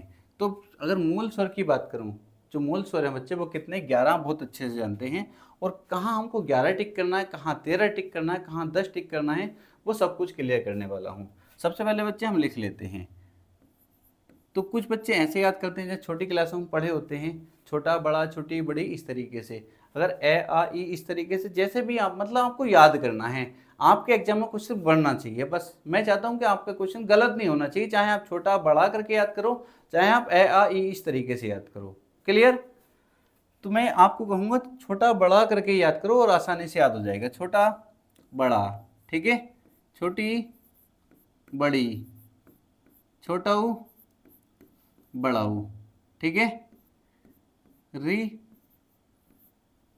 ए ए ओ और आओ बच्चे। ये हमारे कितने हैं? 11 हैं। अब यहां से भी क्वेश्चन कैसे बन जाता है वो देख लो। क्वेश्चन बच्चे ये बना था, ऊ स्वर के बाद किसका प्रयोग किया जाता है? ऊ स्वर के बाद, ये बच्चे जो वीडियो का एग्जाम होता है उसमें पूछा गया था, ऊ स्वर के बाद किसका प्रयोग किया जाता है? तो आपको पता, इसी वे में आपको याद रखना है, ठीक है, आगे पीछे नहीं करनी, इसी वे में आपको याद रखनी है चीजें, ठीक है। 11 के 11 स्वर अभी कोशिश करें अभी याद हो जाए, अगर याद नहीं है तो। अगर आप पहले से तैयारी कर रहे हैं, अगर आपने एक आध एग्जाम दिया है और आपने हिंदी पढ़ी है तो आपको ये जरूर याद होंगे। इसी वे में आपको याद रखना है। इसी वे में याद रखने से क्या फायदा होगा बच्चे? क्वेश्चन जैसे पूछा गया, इसके बाद बच्चे ऊ के बाद किस स्वर का प्रयोग किया जाता है? तो आप कहेंगे सर री का। क्लियर? अब एक क्वेश्चन बना था, ऊ इस तरीके से, व ए के बीच किस स्वर का प्रयोग किया जाता है? अगर ऐसे बन गया, इसके और इसके बीच किस स्वर का प्रयोग किया जाता है, तब भी यहां बता पाएंगे या नहीं? तो क्वेश्चन किस तरीके से भी बन सकता है, क्वेश्चन किस तरीके से बन सकता है, चीजें आपको क्लियर होनी चाहिए, यह आपको इसी वे में याद रखना है। क्लियर बच्चे? अब कैसे कैसे क्वेश्चन पूछे जाते हैं वो समझ लीजिए। अभी मैंने आपको बताया था, अगर आपसे पूछा जाए डॉक्टर भोलानाथ तिवारी के अनुसार स्वरों की संख्या, डॉक्टर भोलानाथ तिवारी के अनुसार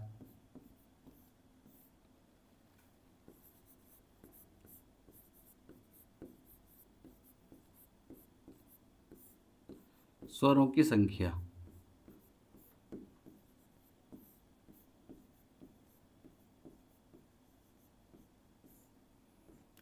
अगर आपसे पूछे उच्चारण के आधार पर,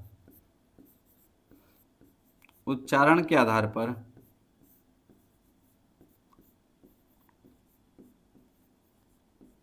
उच्चारण के आधार पर स्वरों की संख्या,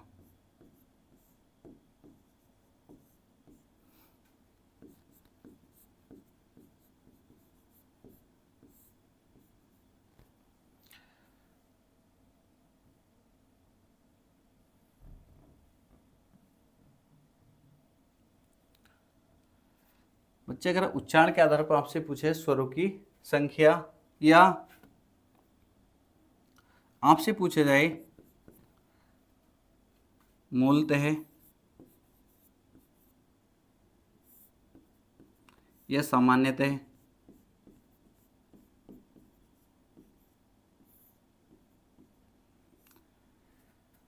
या परंपरागत,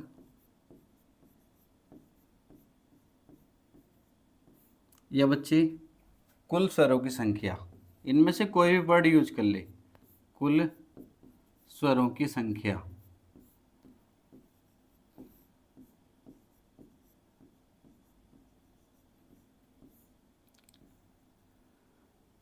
बच्चे पहले इन पे बात कर लेते हैं। अगर डॉक्टर भोलानाथ तिवारी के अनुसार आपसे पूछा जाए स्वरों की संख्या, तो आप लगा रहे होंगे सर इसका आंसर हमारा आएगा 10। कितना टिक करना हमको? 10 टिक करना है।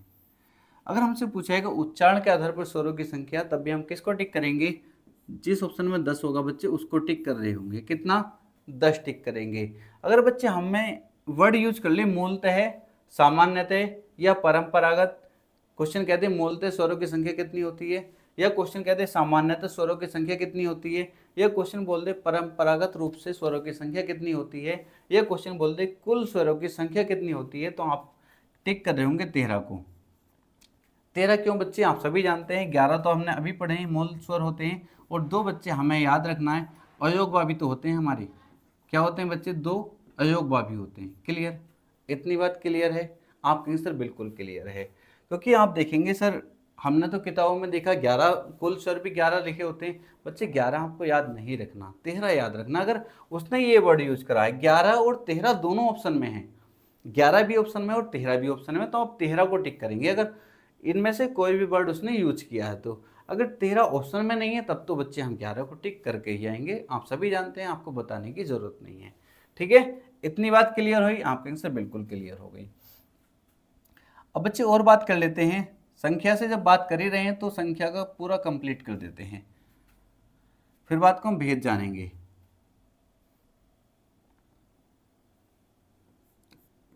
बच्चे आपको पता होना चाहिए, क्वेश्चन बन जाता है अपभ्रंश में कितने स्वर मौजूद थे?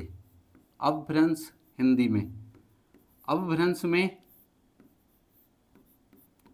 कितने स्वर मौजूद थे?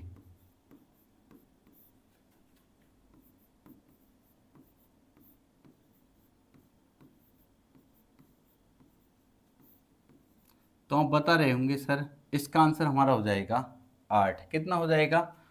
8 हो जाएगा। क्या हो जाएगा बच्चे? 8। कौन कौन से 8? सबसे पहले तो आपसे ये पूछा जाता कितने थे, आप कहेंगे सर 8। कौन कौन से बच्चे? वही छोटा, बड़ा, छोटी, बड़ी और छोटा हूँ, बड़ा हूँ। इसमें री नहीं आएगी, ध्यान रखना। जो अपभ्रंश में मौजूद थे 8 स्वर उसमें री नहीं थी।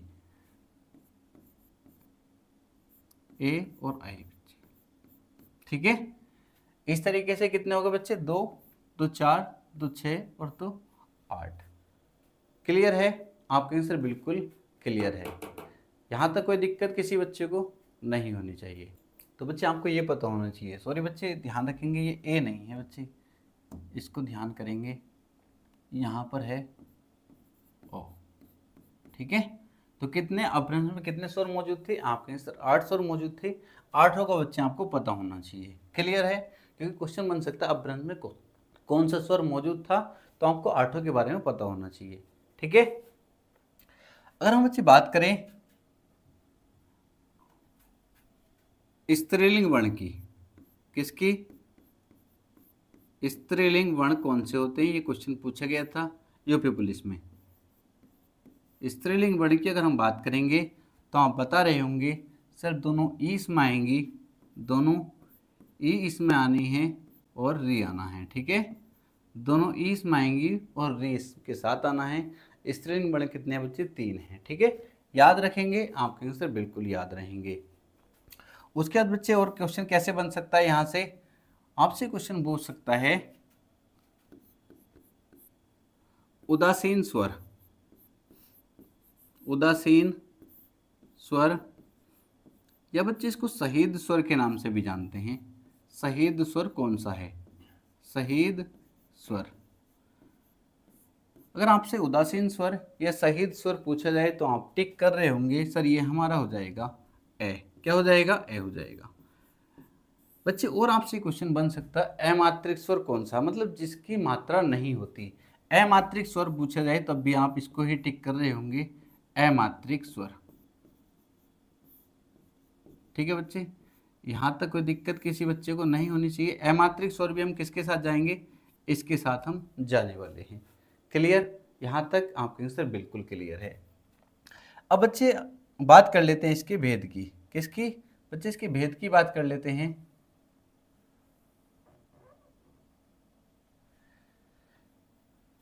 इसके भेद में बच्चे 2 भी होते हैं और 3 भी होते हैं। 2 कब होते हैं और 3 कब होते हैं?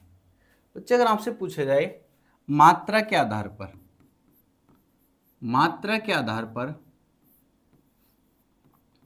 मात्रा के आधार पर स्वर के भेद, मात्रा के आधार पर स्वर के भेद,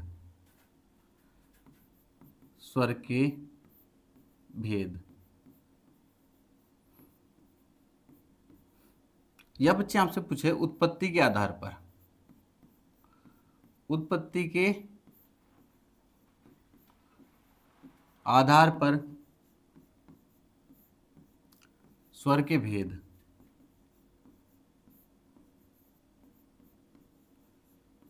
तो बच्चे अगर मात्रा के आधार पर बात करें तो आप टिक कर रहे होंगे। सर अगर मात्रा के आधार पर दिया होगा तो हम टिक करेंगे 3 को। कितने होते हैं? 3 होते हैं। अगर बच्चे उत्पत्ति के आधार पर हमसे पूछाएगा तो हम 2 को टिक करेंगे। किसको? 2 को टिक करेंगे। सर ये 3 कौन कौन से होते हैं? 3 कौन कौन से होते हैं तो उसको जान लीजिए। ह्रस्व स्वर, क्या बच्चे? ह्रस्व स्वर, ह्रस्व, दीर्घ और प्लुत। और क्या होता है बच्चे? प्लुत। और मात्रा के आधार पर, सॉरी बच्चे, मात्रा के आधार पर 3 हो गए, उत्पत्ति के आधार पर 2 होते हैं, ह्रस्व और दीर्घ। क्लियर है? आप कहेंगे सर बिल्कुल क्लियर है।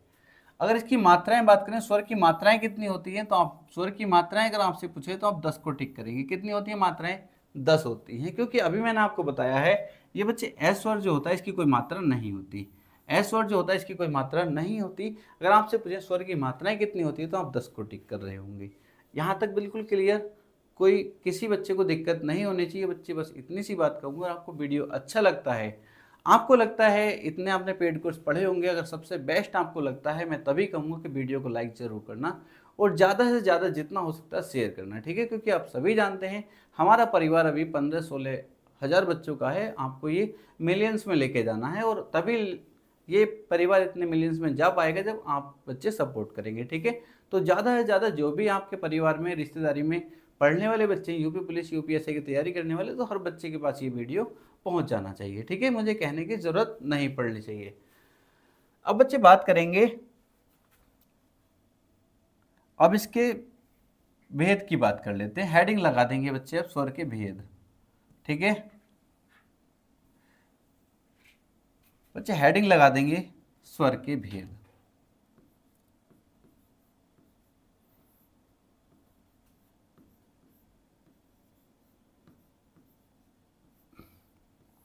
वर्ण के भेद अलग होते हैं, स्वर के भेद आप याद रखेंगे। वर्ण के भेद कितने बताए थे? 2 बताए थे। कौन? स्वर और व्यंजन, ठीक है? स्वर के भेद कितने होते हैं आप याद रखेंगे। सर स्वर के भेद जो होते हैं, अगर वो मात्रा के आधार पर पूछेगा तो हम 3 बताएंगे, उत्पत्ति के आधार पर पूछेगा तो हम 2 बताएंगे, ठीक है? तो हम चर्चा करने वाले हैं तीनों के बारे में। सबसे पहले बच्चे हम जानेंगे ह्रस्व, ह्रस्व स्वर, मूल स्वर या लघु स्वर। बच्चे 3 नामों से इसको जाना जाता है। ह्रस्व स्वर को 3 नामों से जाना जाता है, ह्रस्व स्वर, मूल स्वर या लघु स्वर। क्लियर? दूसरा बच्चे बात करेंगे दीर्घ स्वर। दीर्घ स्वर को भी 3 नामों से जाना जाता है, दीर्घ स्वर, गुरु स्वर या संधि स्वर, ठीक है? और तीसरा बच्चे हम पढ़ते हैं प्लुत स्वर।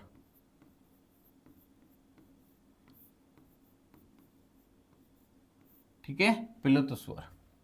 इतनी बात क्लियर? अगर हम बच्चे ह्रस्व स्वर की बात करूं तो इनकी आपसे संख्या पूछ ली जाती है, बहुत बार ये क्वेश्चन पूछा जाता है। इनकी संख्या की बात करूं तो बच्चे इनकी संख्या होती है 4। कितनी होती है? 4 होती है। कौन कौन सी? ए, ई, उ और री। बच्चे ह्रस्व स्वर की संख्या कितनी होती है? 4 होती है। क्वेश्चन कई बार बनता है, ह्रस्व स्वर की संख्या कितनी होती है? 4। लघु स्वर की संख्या पूछेगा 4, मूल स्वर की संख्या 4। तो तीनों में से कोई भी नाम दे सकता है।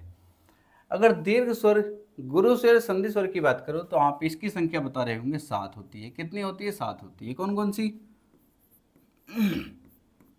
बड़ा, बड़ी ई,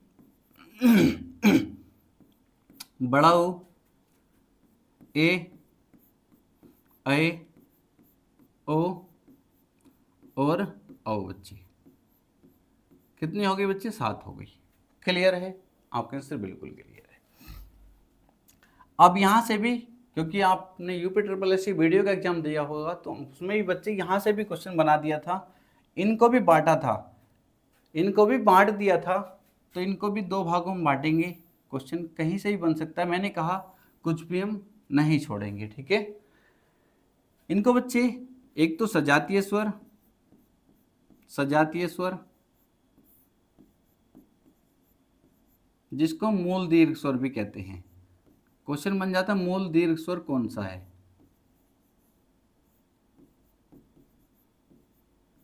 एक बच्चे हम बात करेंगे विजातीय स्वर की। किसकी बच्चे? विजातीय स्वर की।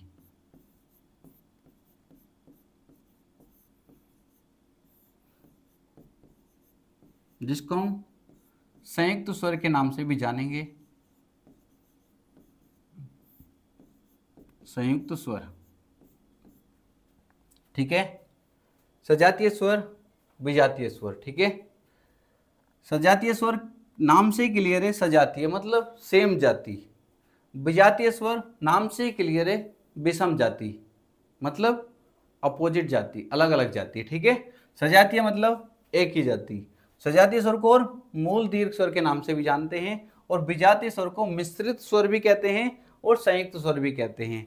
संयुक्त स्वर बच्चे आप देखेंगे कहीं कहीं इसका नाम बच्चे संयुक्त स्वर, और हम पढ़ेंगे संयुक्त व्यंजन भी पढ़ेंगे, तो आपको संयुक्त स्वर अलग होता है और संयुक्त व्यंजन अलग होता है। ये चीज आपको क्लियर होनी चाहिए।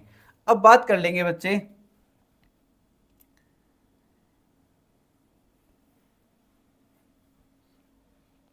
यहां से देखेंगे सजातीय स्वर की संख्या। अगर आपसे पूछ ले मूल दीर्घ स्वर की संख्या आपसे पूछ ले तो आप बता रहे होंगे सर ये शुरू के 3 जो होते हैं, ये 3 जो होते हैं किस क्या होते हैं? सजातीय स्वर होते हैं। कौन कौन से?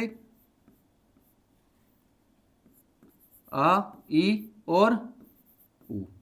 तीनों क्या होते हैं? बड़े वाले होते हैं बच्चे। ठीक है, अगर विजातीय स्वर की बात करेंगे तो इनकी संख्या 4 होती है बच्चे। पीछे के जो 4 हैं बहुत आसान है, अगर इस तरीके से यहां पढ़ेंगे तो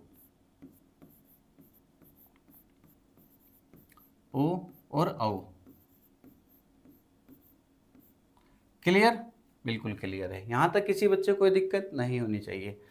अब सर ये सजातीय स्वर कैसे हैं? अगर मैं इसकी बात करूं, इसकी अगर मैं बात करूं तो आप कहेंगे सर ये मिलके बना है ए प्लस एस से मिलके, मतलब एक ही जाति के है ना ये, इससे मिलके किसका निर्माण होगा? आ का निर्माण होगा। बच्चे ई की बात करूं तो इससे मिलके किसका निर्माण होगा? इसका निर्माण होगा। अगर बच्चे मैं ऊ की बात करूं तो इससे मिलके किसका निर्माण होगा? इसका निर्माण होगा। आप आसानी से कहेंगे सर ये तो बिल्कुल आसान है, एक ही जाति के हैं, एक ही जाति के हैं, एक ही जाति के हैं। अब विजातीय स्वर कैसे बच्चे यहां समझ लेंगे। अगर मैं इसकी बात करूं तो एक किसके योग से बना है? ए प्लस ई के योग से ए का निर्माण होगा। ठीक है, अगर बच्चे बात करें ए प्लस ए से मिलके ए का निर्माण होगा। ए प्लस ऊ से मिलके बात करूं बच्चे तो ओ का निर्माण होगा। अगर बच्चे ए प्लस ओ से मिलके बात करूं तो औ का निर्माण होगा। किसका? औ का निर्माण होगा। इतनी बात क्लियर है? आप कहेंगे सर बिल्कुल क्लियर है। तो ये आप देखेंगे इसकी जाति अलग है, इसकी जाति अलग है, तो दोनों की जाति अलग है, इसलिए इनको क्या नाम दिया गया? विजातीय नाम दिया गया। ठीक है, क्वेश्चन बन जाता है संयुक्त स्वरों की संख्या कितनी होती है? 4 होती है। विजातीय स्वर की संख्या कितनी होती है? 4 होती है। मिश्रित स्वर की संख्या कितनी होती है? 4 होती है। क्वेश्चन बन सकता है संयुक्त स्वर कौन सा है? संयुक्त स्वर कौन सा है तो चारों का आपको पता होना चाहिए, कोई सा भी एक ऑप्शन में डाल देगा। ये क्वेश्चन बोल देगा निम्न में संयुक्त स्वर कौन सा नहीं है, 3 इसमें से डाल देगा जो होंगे बच्चे, एक डाल देगा नहीं वाला। तो आपको बहुत अच्छे से चीजें याद होनी चाहिए। इतनी बात आपको यहाँ तक क्लियर है? आप कहेंगे सर यहाँ तक तो बहुत अच्छे से चीजें क्लियर हैं। अब अगर हम प्लुत स्वर की बात कर ले, प्लुत स्वर की बात कर लें तो आप इसको बस इतना याद रखिए, क्वेश्चन यहाँ से जो बनेगा वो इस तरीके से बनेगा, किसी को पुकारने के लिए, किसी को पुकारने के लिए किस स्वर का प्रयोग किया जाता है? तो आप कहेंगे प्लुत स्वर का प्रयोग किया जाता है। मतलब खींच के कोई भी वर्ड, जैसे आप पढ़ते हैं बच्चे ओम पढ़ते हैं जैसे आप, ठीक है, ये खींच के पढ़ते हैं ना, ये जो होता है बच्चे खींच के जो प्रयोग किया जाता है इसको क्या बोलते हैं? प्लुत स्वर बोलते हैं। जैसे राम इस तरीके से खींचेंगे ना, उसी तरीके से किसी को पुकारने के लिए, जैसे मान लो कोई भी आपका फ्रेंड है, वो क्रिकेट खेल रहा है कुछ भी, आपको उसे पुकारना तो उसको खींच के बोलना पड़ेगा। ठीक है, तो क्या पूछ किसी को पुकारने के लिए किस स्वर का प्रयोग किया था? आप कहेंगे सर प्लुत स्वर का। तो इतना बस आपको इसके बारे में पढ़ना, और इससे कुछ क्वेश्चन नहीं पूछा जाता। और आपसे क्वेश्चन कैसे पूछा जाता है वो भी आप नोट करेंगे।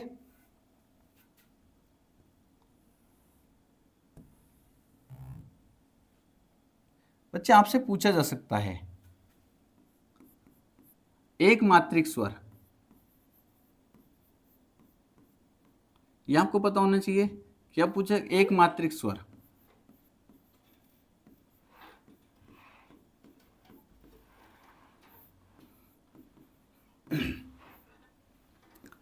द्विमात्रिक स्वर, द्विमात्रिक स्वर, त्रिमात्रिक स्वर,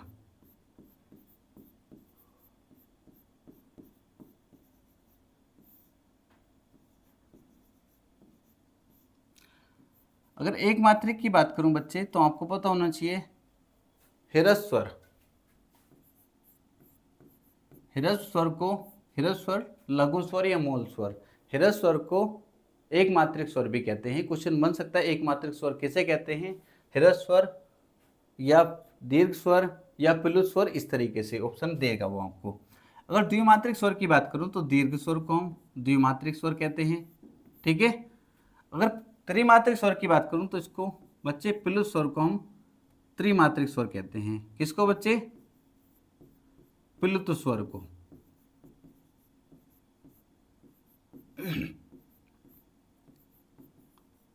एक मात्रिक स्वर की बात करूंगा तो आप ह्रस्व को बताएंगे, द्विमात्रिक स्वर की बात करूंगा दीर्घ को बताएंगे, और त्रिमात्रिक स्वर की बात करूंगा प्लुत स्वर को बताएंगे, ठीक है। इसे द्विमात्रिक क्यों कहा जाता है? क्योंकि इससे दुगना समय लगता है, इससे 2 गुना समय लगता है इसको बोलने में, इसको द्विमात्रिक इसलिए कहा जाता है। इसको बोलने में ह्रस्व से तिगुना समय लगता है, प्लुत स्वर को बोलने में ह्रस्व से तिगुना समय लगता है, इसलिए इसको त्रिमात्रिक स्वर कहा जाता है। तो अगर आपसे एक मात्रिक पूछा है तो आप ह्रस्व स्वर बताएंगे, अगर द्विमात्रिक आपसे पूछा है दीर्घ स्वर बताएंगे, अगर आपसे त्रिमात्रिक स्वर पूछा है तो आप बच्चे प्लुत स्वर को बताएंगे। क्लियर है? आपका आंसर बिल्कुल क्लियर है। अब बच्चे बात कर लेते हैं जो क्वेश्चन बनता है अयोगवाह से, ठीक है।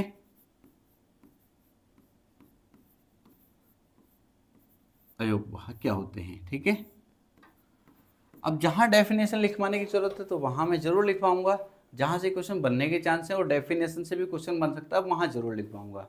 और जहां जरूरत नहीं है तो वहां बच्चे कोई फायदा नहीं है, क्योंकि चीजें आपको एग्जाम क्लियर करना है। आपका मेन फोकस जो होना चाहिए वो मेन फोकस किस पर होना चाहिए? एग्जाम क्लियर करने पे। तो अगर इसकी संख्या ज़्यादा आपसे पूछता है, इनकी संख्या कितनी होती है बच्चे? 2 होती है। अयोगवाह कितने होते हैं? 2 होते हैं। कौन कौन से? अभी मैंने आपको जिक्र किया था बच्चे, अंगा और आहा, ठीक है। अंगा और आहा बच्चे। अगर बात कर लें इसको क्या कहते हैं? इसको अनुस्वार कहा जाता है। क्या कहा जाता है? अनुस्वार। तो क्वेश्चन क्या बनेगा? निम्न में अनुस्वार कौन सा है? अनुस्वार पूछा जाएगा तो आप इसको टिक करेंगे। क्वेश्चन बन जाए विसर्ग कौन सा, तो बच्चे इसको विसर्ग कहते हैं। क्या कहते हैं? विसर्ग कहते हैं। तो अगर पूछा है निम्न में विसर्ग कौन सा, तो आप इसको टिक करेंगे। क्लियर है? इनकी संख्या कितनी होती है बच्चे? 2 होती है। अगर डेफिनेशन आप लिखना चाहो तो लिख सकते हैं। ये ना पूर्ण रूप से व्यंजन होते हैं, ना पूर्ण रूप से स्वर होते हैं, मगर इनकी आवश्यकता जिनको होती है उसके साथ लग जाते हैं। बट आपसे ऐसा नहीं पूछा जाएगा, केवल आपसे इनकी संख्या पूछी जाती है। जो आप 2 बता रहे होंगे और 2 कौन कौन से वो आपके सामने हैं। और अनुस्वार किसे कहते हैं? इसको अनुस्वार कहते हैं, और बच्चे इसको विसर्ग कहते हैं। इतनी बात आपको क्लियर होनी चाहिए, ठीक है। अब बच्चे हेडिंग डाल देंगे, हेडिंग डाल देंगे आगत स्वर। क्या डाल देंगे बच्चे? आगत स्वर।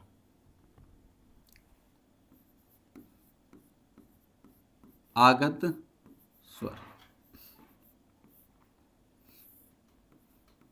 आगत स्वर कौन सा होता है? आप कहेंगे सर आगत स्वर होता है ये वाला। आगत स्वर कौन सा होता है? ये होता है बच्चे, ठीक है। इसकी डेफिनेशन लिखना चाहो लिख सकते हैं। यह है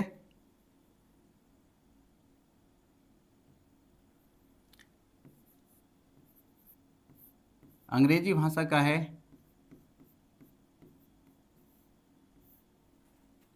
यह अंग्रेजी भाषा का है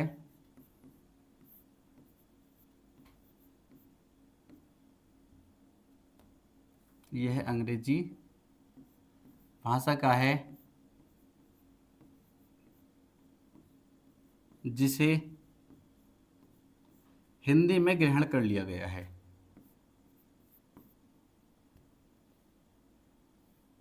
जिसे हिंदी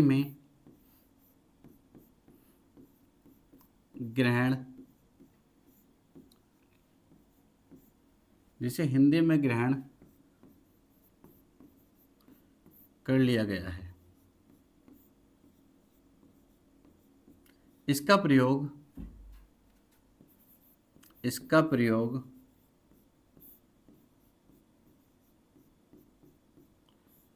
अंग्रेजी के कुछ शब्दों को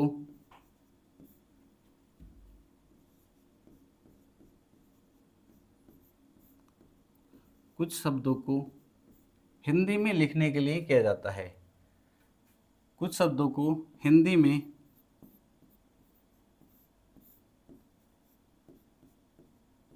लिखने के लिए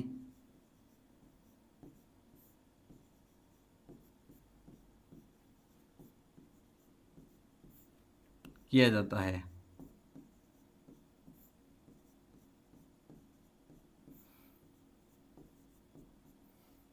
ठीक है, अब कैसे बच्चे इसका प्रयोग कैसे होता है वो भी सीखेंगे हम।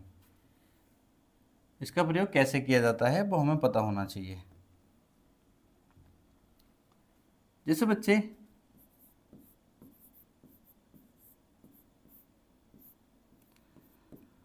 अंग्रेजी में हम लिखते हैं ऑफिस, क्या लिखते हैं बच्चे? ऑफिस। और हिंदी में भी हम ऑफिस ही लिखते हैं। ठीक है, हिंदी में हम क्या लिखते हैं? ऑफिस लिखते हैं। तो इसका प्रयोग वहां पर किया जाता है। ठीक है, ऑफिस लिखा मैंने और अंग्रेजी में क्या लिखते हैं? ऑफिस लिखते हैं। तो अभी डेफिनेशन क्या कहती है? इसका प्रयोग अंग्रेजी के कुछ शब्दों को हिंदी में लिखने के लिए किया जाता है। तो ऑफिस हम ऐसे लिखेंगे, जैसे बच्चे हम ऑफिसर लिखते हैं, ऑफिसर ऑफिसर इस तरीके से लिखते हैं। आपका आंसर बिल्कुल ठीक है। जैसे बच्चे आप कॉफी लिखते हैं, क्या लिखते हैं? कॉफी लिखते हैं, कॉफी। तो बच्चे क्या है, अंग्रेजी के कुछ शब्दों को ऑफिस ऐसे लिखेंगे बच्चे अंग्रेजी में। अंग्रेजी का ये शब्द है, इसको हिंदी में लिखने के लिए आगत स्वर का प्रयोग किया जाता है। ठीक है, ऑफिसर, कॉफी यह हम लिखते हैं। तो बच्चे डेफिनेशन क्या कहती है? अंग्रेजी के कुछ शब्दों को हिंदी में लिखने के लिए इसका प्रयोग किया जाता है। किसका बच्चे? आगत स्वर का।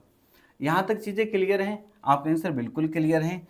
तो बच्चे आप कर लेते हैं स्वरों का वर्गीकरण। क्या कर लेते हैं बच्चे? स्वरों का वर्गीकरण। अब करेंगे बच्चे स्वरों का वर्गीकरण। हेडिंग लगा देंगे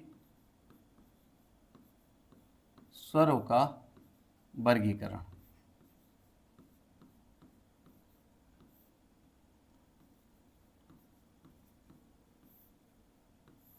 सबसे पहले बच्चे हम करेंगे जीव के आधार पर। किसके बच्चे? जीव के आधार पर। ठीक है, सबसे पहले करेंगे जीव के आधार पर।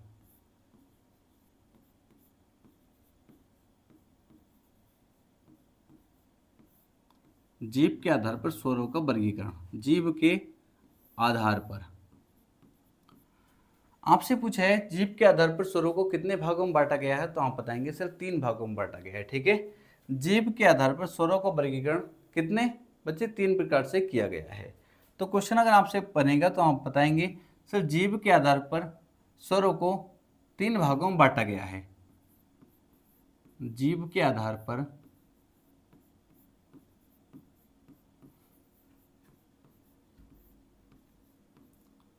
स्वरों को, क्योंकि बच्चे जहां से क्वेश्चन बन सकता है उसको मैं एक एक चीज को लिख पा रहा हूं। ठीक है, जिससे आपको परेशानी ना आए। जीव के आधार पर स्वरों को 3 भागों में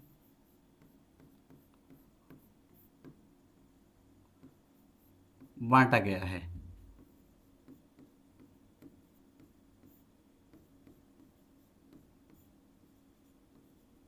तीन भागों में बांटा गया है। बच्चे कौन कौन से? सबसे पहले बात करेंगे अग्रस्वर, दूसरा बच्चे मध्यस्वर,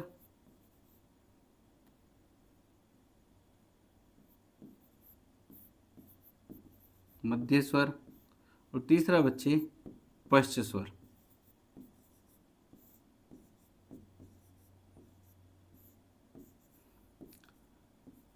अगर बच्चे अग्रस्वर की बात करूं तो आपको याद रखना है, अग्रस्वर में बच्चे आपको याद रखना है दोनों ई मतलब छोटी बड़ी और दोनों ए। कुछ बच्चों को बहुत दिक्कत रहती है, सर हमारे याद नहीं होते, जीभ के आधार पर, फिर मुखाकृति के आधार पर, फिर ओष्ठ के आधार पर। तो बच्चे मैं आपको याद करा के भेजूंगा, बस आपको चीज़ें अच्छी समझनी है। अगर अग्रस्वर की बात करूं तो रिपीट करिए, दोनों ई इसमें आने हैं और दोनों ए इसमें आने हैं। अपने दिमाग में बैठा लीजिए, दोनों ई इसमें आने हैं और दोनों ए इसमें आने हैं। अग्रस्वर में क्या क्या आएगा आपके साथ, दोनों ई इसमें आनी है और दोनों ए इसमें आने हैं।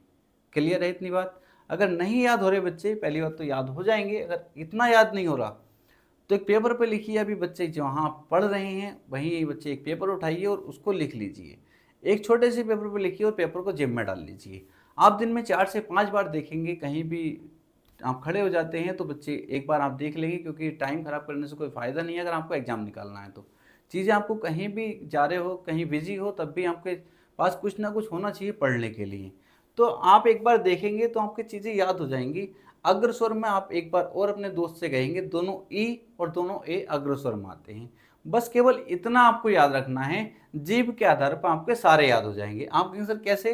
देखो ऐसे, मध्य स्वर में क्या आएगा, केवल एक होता है, ये आ जाएगा। ठीक है, मध्य स्वर में केवल इसका प्रयोग किया जाएगा। तो बताओ आपके ये याद हो गए ना, आपको ये याद हो गए, बिल्कुल ठीक है। आपके इतना याद हो गया तो क्या दिक्कत आ रही है आपके, बताओ। अग्रस्वर में बताओ मुझको, आप कहेंगे सर दोनों ई और दोनों ए, मध्य में केवल एक है ए, इतना पता है। अब क्वेश्चन कैसे बना देगा वो, अब क्वेश्चन ये बना देगा, निम्न में पश्च स्वर कौन सा है, पश्च स्वर कौन सा है, पश्च स्वर कौन सा है। ठीक है, ये क्वेश्चन दे दिया उसने। अभी मैंने पश्च पढ़ाया नहीं, फिर भी देखो आप कैसे क्वेश्चन को टिक करेंगे।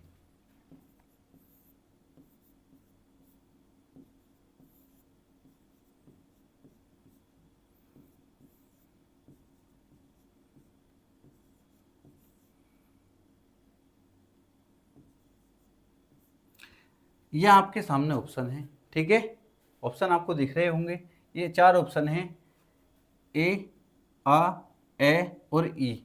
ठीक है, 4 में से अगर आपसे पूछा जाए निम्न में पश्च स्वर कौन सा है, तो आप बहुत आसानी से बता पाएंगे। आप कहेंगे सर इसको तो हम बहुत आसानी से बता पाएंगे, इसका आंसर क्या हो जाएगा। आप कहेंगे सर हमने पश्च स्वर पढ़ा नहीं, फिर भी हम बता पाएंगे, क्योंकि मैंने आपको रटवा दिया है। अग्र स्वर क्या होते हैं, दोनों ई और दोनों ए।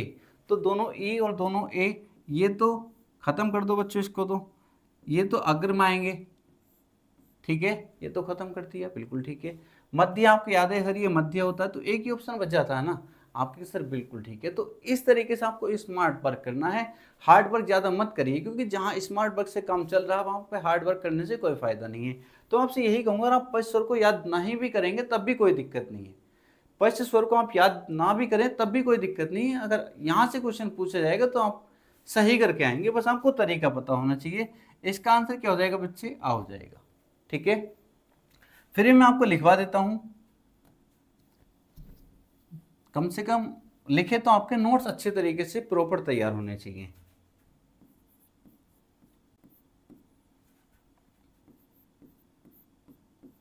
सॉरी,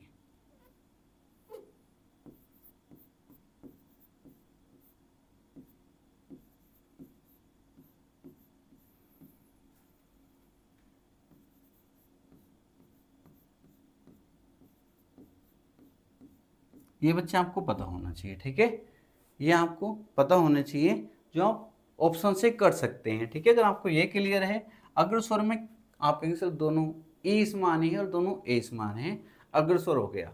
मध्य में केवल एक होता है बच्चे, और ये आप ये ध्यान रखेंगे, इसमें आगस स्वर का प्रयोग किया जाता है, जबकि री का प्रयोग नहीं किया जाता। कभी आप क्वेश्चन गलत कर दो, ठीक है, तो बस आपको इसलिए मैंने ये लिखवाए हैं, कभी आप री लगा दो। तो री इसमें बच्चे नहीं है, इसको आप नहीं काउंट करेंगे। और आगस स्वर ऑप्शन मिल सकता है, तो आगस स्वर भी किसके अंतर्गत आ जाएगा, पश्च स्वर के अंतर्गत आ जाएगा। बच्चे हमने जीभ के आधार पर बात कर लिया, अब बात करेंगे हम मुखाकृति के आधार पर, ठीक है, किसके, मुख के आधार पर।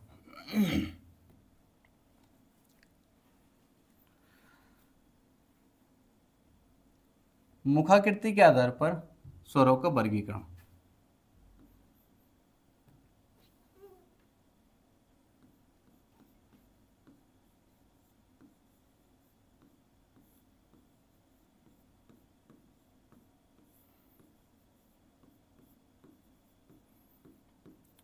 मुखाकृति के आधार पर स्वरों का वर्गीकरण।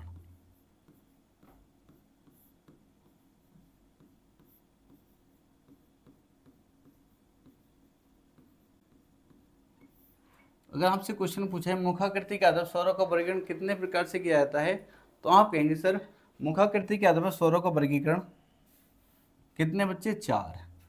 तो आप डायरेक्ट याद रखेंगे कितने, 4।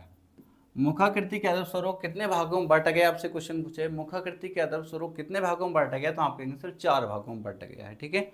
4 भाग कौन कौन से हैं वो समझ लीजिए। नंबर 1 बच्चे समृत स्वर,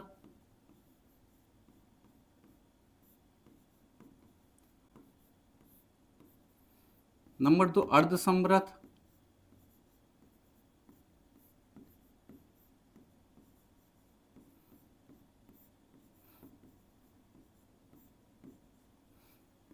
नंबर 3 बच्चे विव्रत,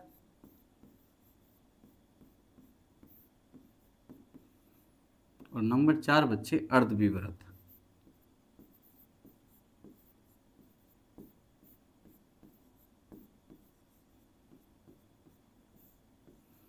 ठीक है, कितने भागों में बांटा गया है मुखाकृति के आधार पर, आप कहेंगे सर मुखाकृति के आधार पर स्वरों को 4 भागों में बांटा गया है।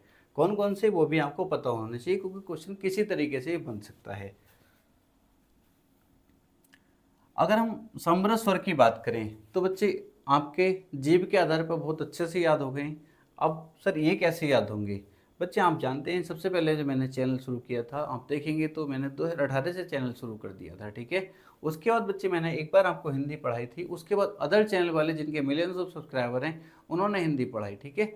तो मैंने जो ट्रिक बताई थी फिर उन्होंने भी उस ट्रिक का यूज किया, जो आप बहुत अच्छे से जानते हो अगर उनसे पढ़े होंगे तो, ठीक है। उनसे पहले आप देखेंगे मेरी वीडियो पढ़ी होगी जिसमें मैंने आपको बताया था समृत स्वर जो होते हैं उसके लिए आपको ट्रिक कैसे याद रखनी है बच्चे, ठीक है। समृत स्वर जो होते हैं बच्चे उसके लिए आप ट्रिक याद रखेंगे सुई। समृत स्वर जब भी आपके दिमाग में आएगा तो आपके दिमाग में सुई आना चाहिए। क्या आना चाहिए, सुई आना चाहिए। सुई का मतलब क्या है सर, ये क्या है, ऊ है और ये क्या है, ई है, मतलब दोनों ऊ और दोनों ई। समृत स्वर से समृत से सुई। सुई का मतलब दोनों ऊ और दोनों ई, तो दोनों ऊ समाएंगे और दोनों ई समाएंगी। समृत कैसे याद रखोगे, समृत का मतलब सुई याद रखेंगे। क्या बच्चे, सुई याद रखेंगे,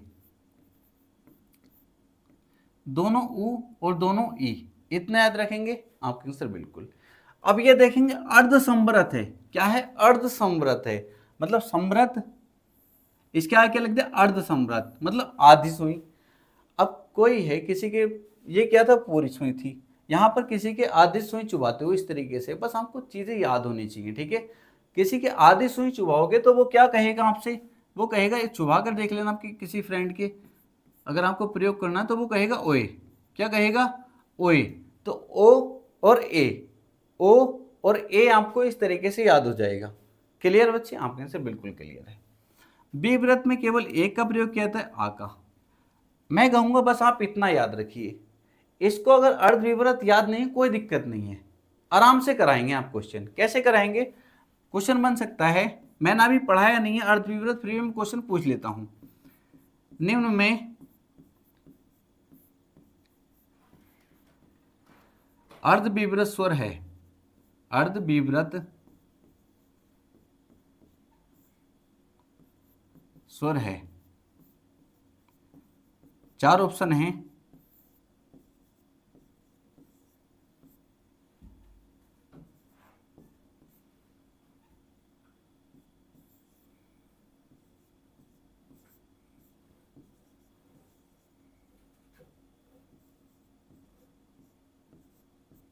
इस तरीके से पूछ ले, ठीक है।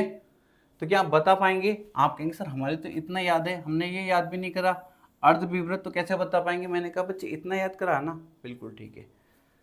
समृत सुई से याद आ जाएगा, दोनों ओ और दोनों ई, दोनों ई समृत स्वर, ये तो होंगे नहीं, ठीक है। ओ और ए, ओ और ए, सॉरी बच्चे इसको छोटा ए लिख लेंगे, ठीक है, सॉरी ये सही लिखा है, ठीक है। ओ और ए से आप कहेंगे सर ओ ए मैंने बोला था समृत स्वर था एक, फिर एक अर्ध समृत था, मतलब आधी सुई, तो ओ और ए मैंने पढ़ा था, मतलब ओ ये क्या हो जाएगा? आप कहेंगे सर ये अर्ध समृत में आ जाएगा, तो एक ही ऑप्शन बचा ना आपके सामने, एक ऑप्शन बचा। आप कहेंगे सर बिल्कुल ठीक है, तो ये किसके अंतर्गत आ जाएगा? आप कहेंगे सर ये आ जाएगा अर्धविव्रत के अंतर्गत। किसके? अर्धविव्रत के। तो चीजें आपको क्लियर होनी चाहिए, बहुत अच्छे तरीके से आपको क्वेश्चन सोल्व करने हैं। तो इतना आपको क्लियर हुआ? आप कहेंगे सर बिल्कुल क्लियर है, ठीक है। तो आप इसको याद नहीं भी करेंगे तब भी काम चल जाएगा, इसको याद नहीं भी करेंगे तब भी काम चल जाएगा, ठीक है। फिर भी मैं आपको लिखा देता हूं, ठीक है। आप पूरे 11 के 11 स्वर लिख के भी आप उस तरीके से भी कर सकते हैं जैसा आपको अच्छा लगता है, ठीक है। जैसे मान लो आपको लिखना है और आपकी याद नहीं है, मान लो याद नहीं है और आपको लगाना ही है, तो आप क्या कहेंगे? आपकी 11 की 11 मैंने कहा ये तो याद होनी चाहिए, छोटा बड़ा, छोटी बड़ी, छोटा बड़ा, री ए ओ और औ बच्चे, ठीक है। इतना याद होगा, बिल्कुल ठीक है। अब आप कहेंगे सर इसका प्रयोग भी कर लिया मैंने, ये भी हो गया, ये दोनों, ये 4 तो हो गए समृत स्वर, ठीक है। इसके बाद सर मैंने ये भी कर लिया, ये हो गया, ये हो गया, अर्ध समृत हो गए सर ये। सर मैंने ये भी कर लिया, क्या हो गया ये? आप कहेंगे सर ये विव्रत स्वर हो गया, विव्रत की बात कर ली हमने। तो आप कहेंगे और इसका प्रयोग मुझे करना नहीं है, ध्यान रखेंगे जब हम वर्गीकरण कर रहे होंगे स्वरों का। तो क्या बचा? एक तो ये बचा,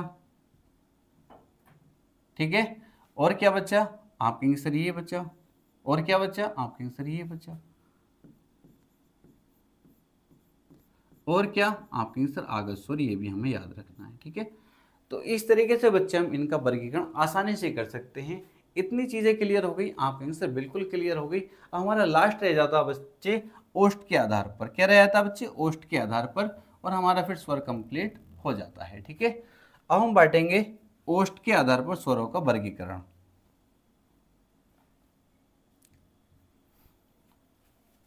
ओष्ठ के आधार पर ये सबसे आसान है, ओष्ठ के आधार पर सबसे आसान है। ओष्ठ के आधार पर स्वरों का वर्गीकरण।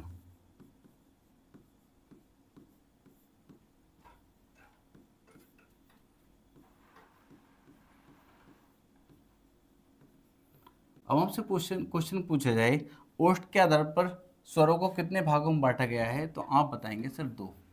कितने? 2। ओष्ठ के आधार पर स्वरों को वर्णन कितने प्रकार से किया गया? 2 प्रकार से, ठीक है। कौन कौन से हैं वो आपको पता होना चाहिए। सबसे पहले व्रतमुखी, सबसे पहले व्रतमुखी, दूसरा बच्चे अव्रतमुखी।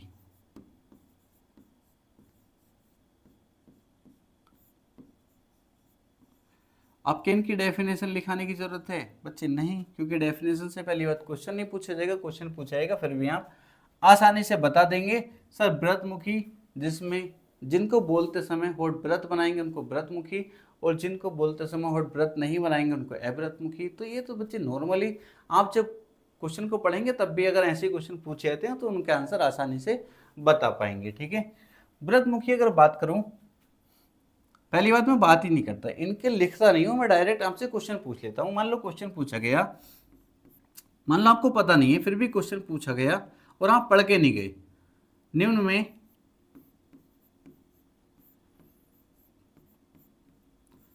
व्रतमुखी स्वर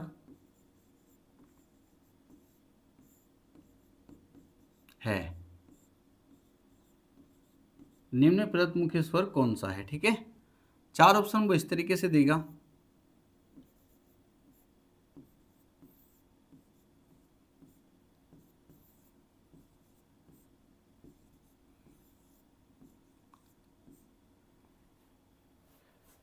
चार ऑप्शन आपके सामने दिए हैं और आपसे पूछे व्रतमुखी स्वर कौन सा है, तो आप कहेंगे सर ये तो हमने पढ़ा नहीं, बच्चे पढ़ा नहीं है, बट मैंने ये तो बताया व्रतमुखी जिसमें होठ व्रत बनाएंगे।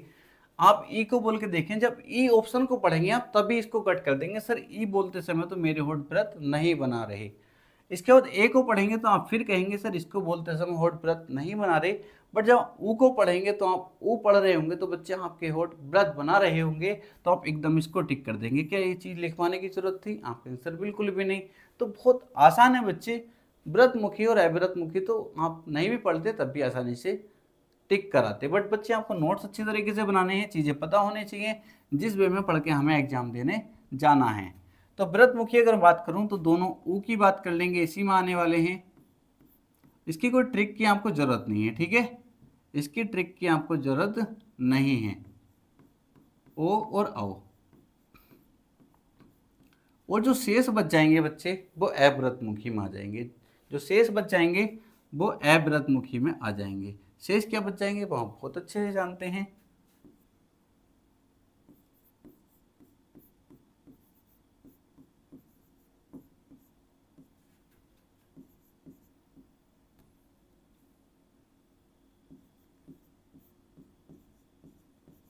ठीक है, ये हमारे किस में आ जाएंगे, क्योंकि आप देखेंगे 2 2 4 2 6 और 4 10, क्योंकि रे का प्रयोग हम नहीं करेंगे और अव्रतमुखी में आगत स्वर का भी प्रयोग नहीं करेंगे, ध्यान रखेंगे। ठीक है, आगत स्वर को कभी आप इसमें काउंट कर लो, तो अव्रतमुखी में आगत स्वर को काउंट नहीं करेंगे। तो बच्चे हमने इसको क्या बांट दिया, आप कहेंगे सर बिल्कुल क्लियर है, इनको तो हम नहीं भी पढ़ेंगे तब भी, बट आपको चीज़ें क्लियर होनी चाहिए बच्चे, क्योंकि आपके नोट्स प्रॉपर वे में बने होने चाहिए, जिससे जब हम एग्जाम में जाएं तो एक बार निगाह जब हम मार लेते हैं हमें पता होती है चीज़ें क्या क्या हमने पढ़ी थी, वो हमारे एक तरीके से रिवाइज हो जाती हैं। ठीक है बच्चे, तो ये हमने आज जो कंप्लीट किया है बच्चे वो स्वर का पार्ट कंप्लीट किया है। आगे जो हम नेक्स्ट वीडियो में करने वाले हैं व्यंजन का पार्ट कंप्लीट करेंगे और हमारा वर्ण वाला चैप्टर कंप्लीट हो जाएगा। तो बच्चे आपको कमेंट बॉक्स में कमेंट करके जरूर बताना आपको वीडियो कैसी लगी, और वीडियो अच्छी लगी तो वीडियो को ज़्यादा से ज़्यादा शेयर करेंगे, और बच्चे एक प्यारा सा कमेंट जरूर करेंगे वीडियो कैसी लगी है। और हमने बहुत पेड कोर्स भी पढ़े होंगे और आपके पास होंगे भी बच्चे, क्या उनसे कुछ अंतर आपको दिखाई दिया या नहीं दिया? अगर बच्चे नहीं दिया तो आप जहाँ आपको बेस्ट लगता है, मैं ये नहीं कहता मुझसे पढ़ो, जहाँ आपको बेस्ट लगता है वहाँ पढ़िए, बट आपका सिलेक्शन होना चाहिए, जो आपके माँ बाप का सपना बच्चे वो पूरा होना चाहिए। ठीक है, तो फिर एक बार कहूँगा बच्चे ज़्यादा से ज़्यादा वीडियो को शेयर करिए, क्योंकि आप ही के ऊपर है इस चैनल को आगे ले जाना। ठीक है बच्चे, तो मिलते हैं नेक्स्ट वीडियो में।